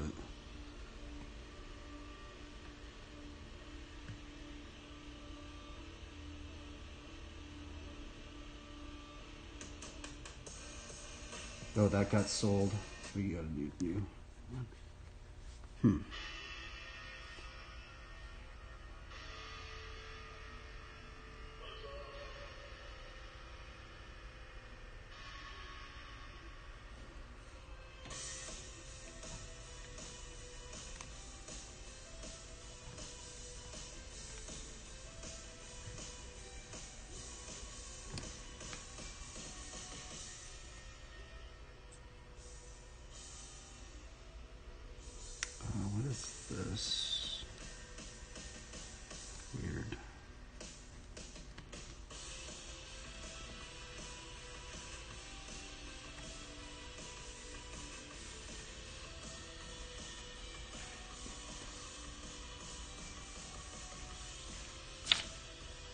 Trying to add a cross somewhere. I don't know how I'm gonna do it.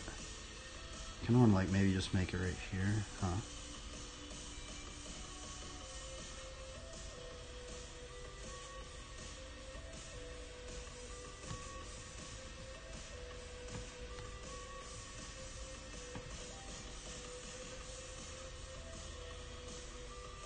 Okay, now it's starting to like get a little bit more balanced. Man, sometimes these things are just so chaotic.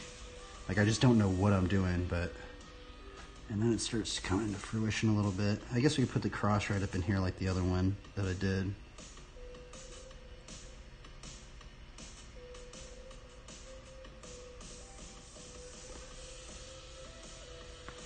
Yeah, let's just put the cross up in here.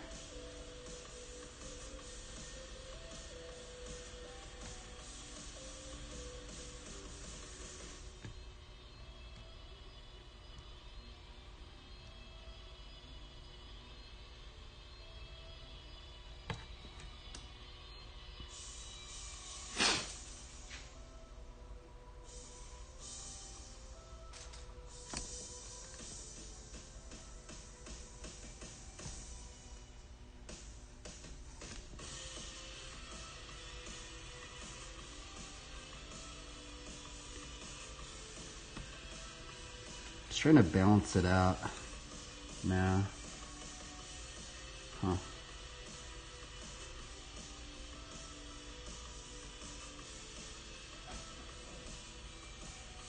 Okay, let's just 3D it out and call it a day, I guess.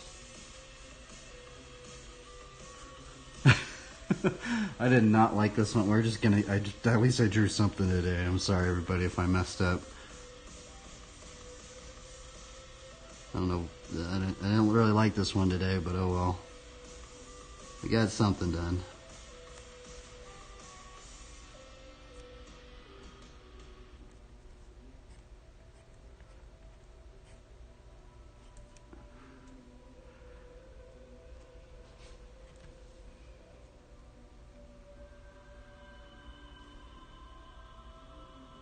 Kind of want to maybe even just do it without shading that part in. Be kind of cool.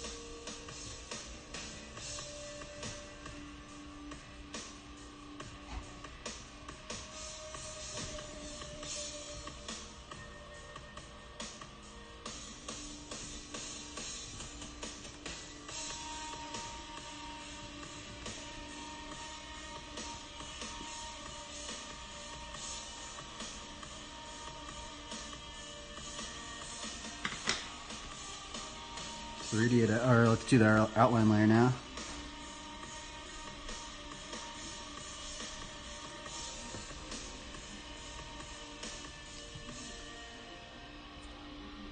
this is really confusing. Oh my god, what am I doing? What am I doing? It's confusing when I don't fill the shadow in. I guess that's why I normally fill the shadow in. It's way less confusing with what I'm doing.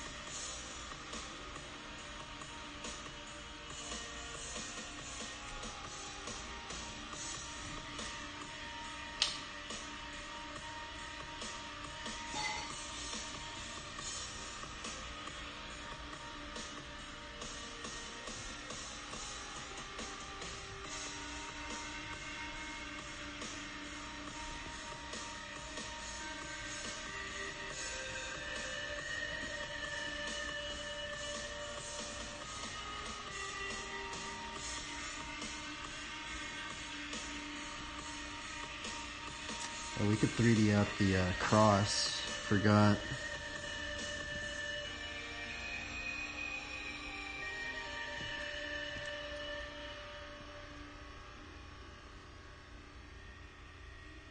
And then I actually think that would be 3D out, I think, a little bit. Maybe not, I think I messed that up.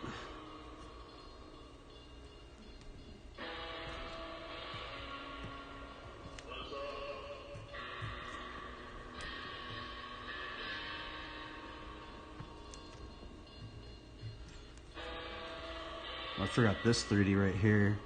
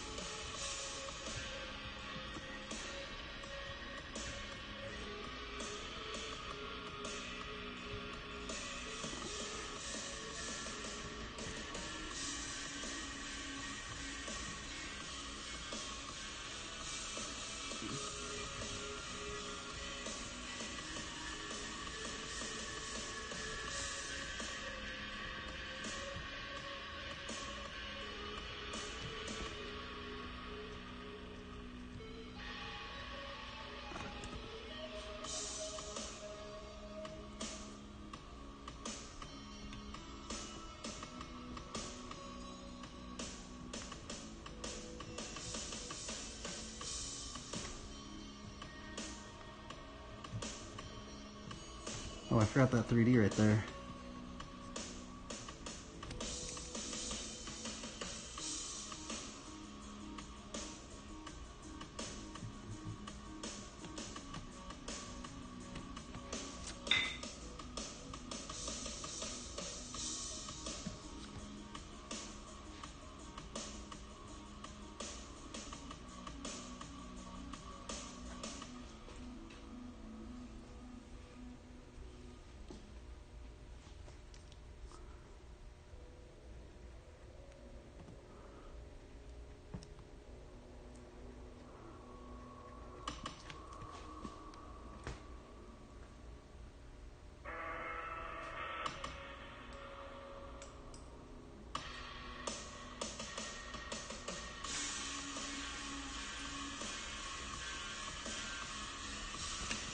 I need to find a little screwdriver real quick.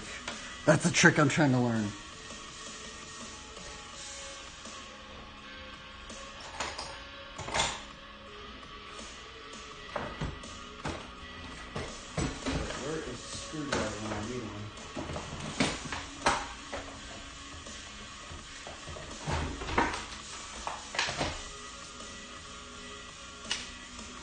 He's loose. Oh my god, that was amazing what that dude did. Sam Folks did right there. Trying to fix this angle of this thing. It's all messed up. Oh wait. Maybe that's why it's messed up, because that's actually not. It's this actually, huh? If you don't know how to make chords, this is it. Congratulations.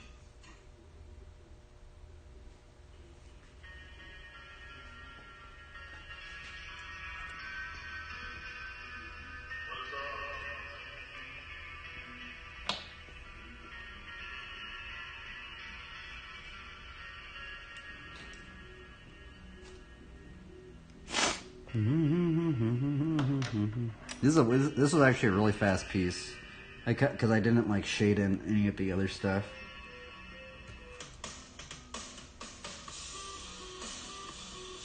Kind of want to do like lightning bolts or something.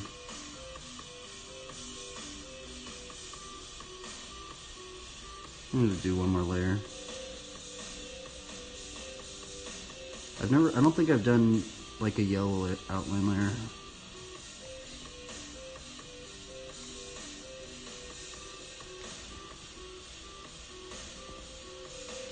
Pieces before.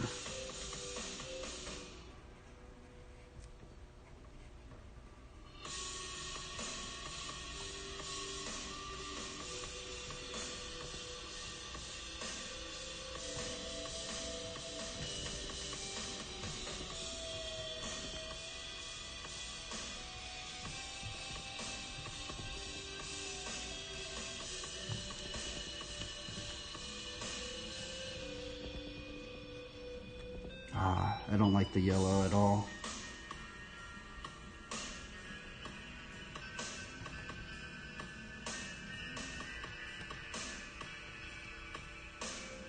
I should have not done the yellow. Oh well.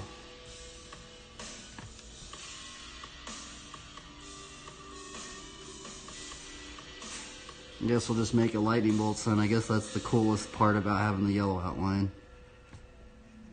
Is you can do lightning bolts.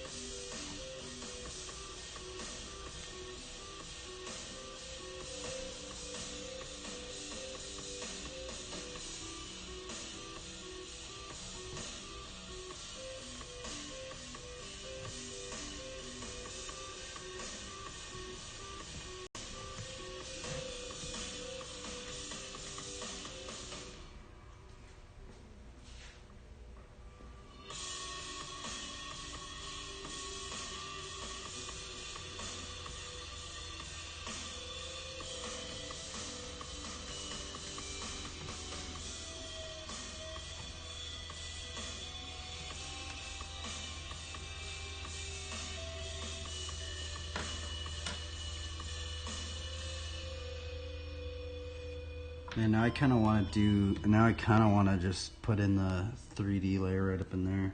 Maybe I should do it like very lightly this time. I'm already going for it. I'm gonna just do it very lightly.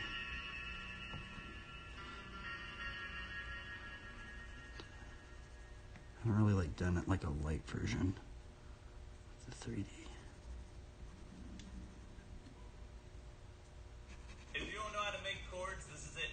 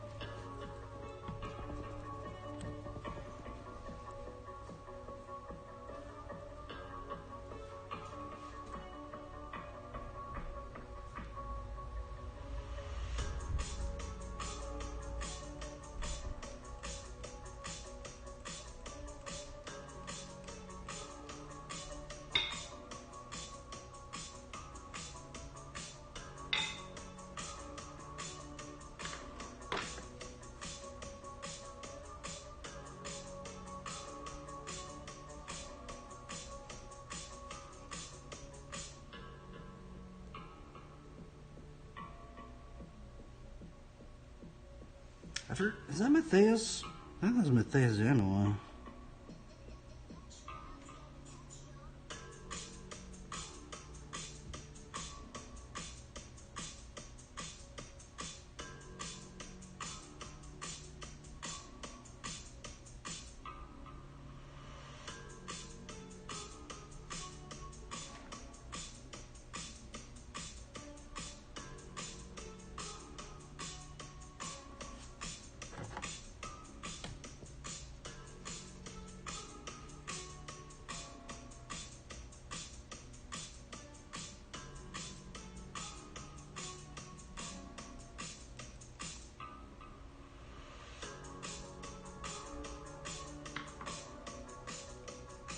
Okay, I'm done. I'm tired. I'm hungry. I need to eat. Oh my goodness, look at that death truck. Jesus.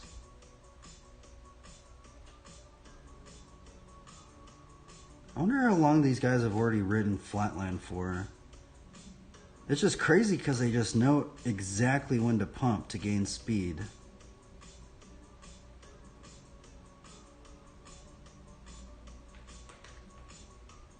That's what trips me out. I don't know when to pump.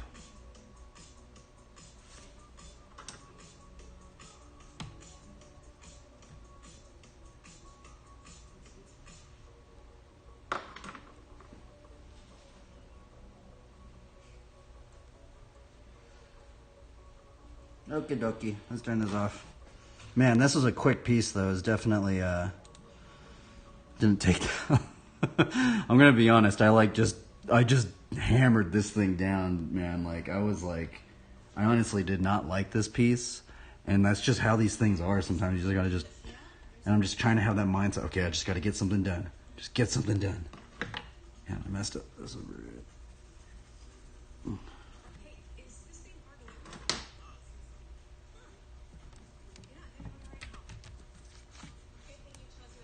This camera's kind of in a bad location.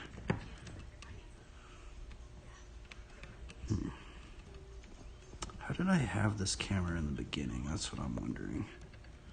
Because this is not really working out as much as I hope to have it work out.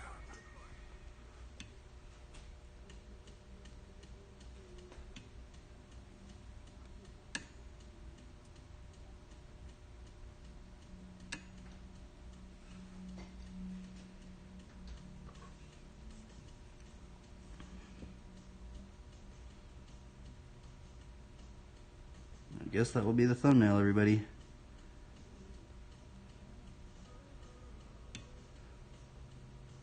I hope you guys have a good one. And we are out of here. Let us continue to try and give glory to the Lord Jesus Christ in all that we do.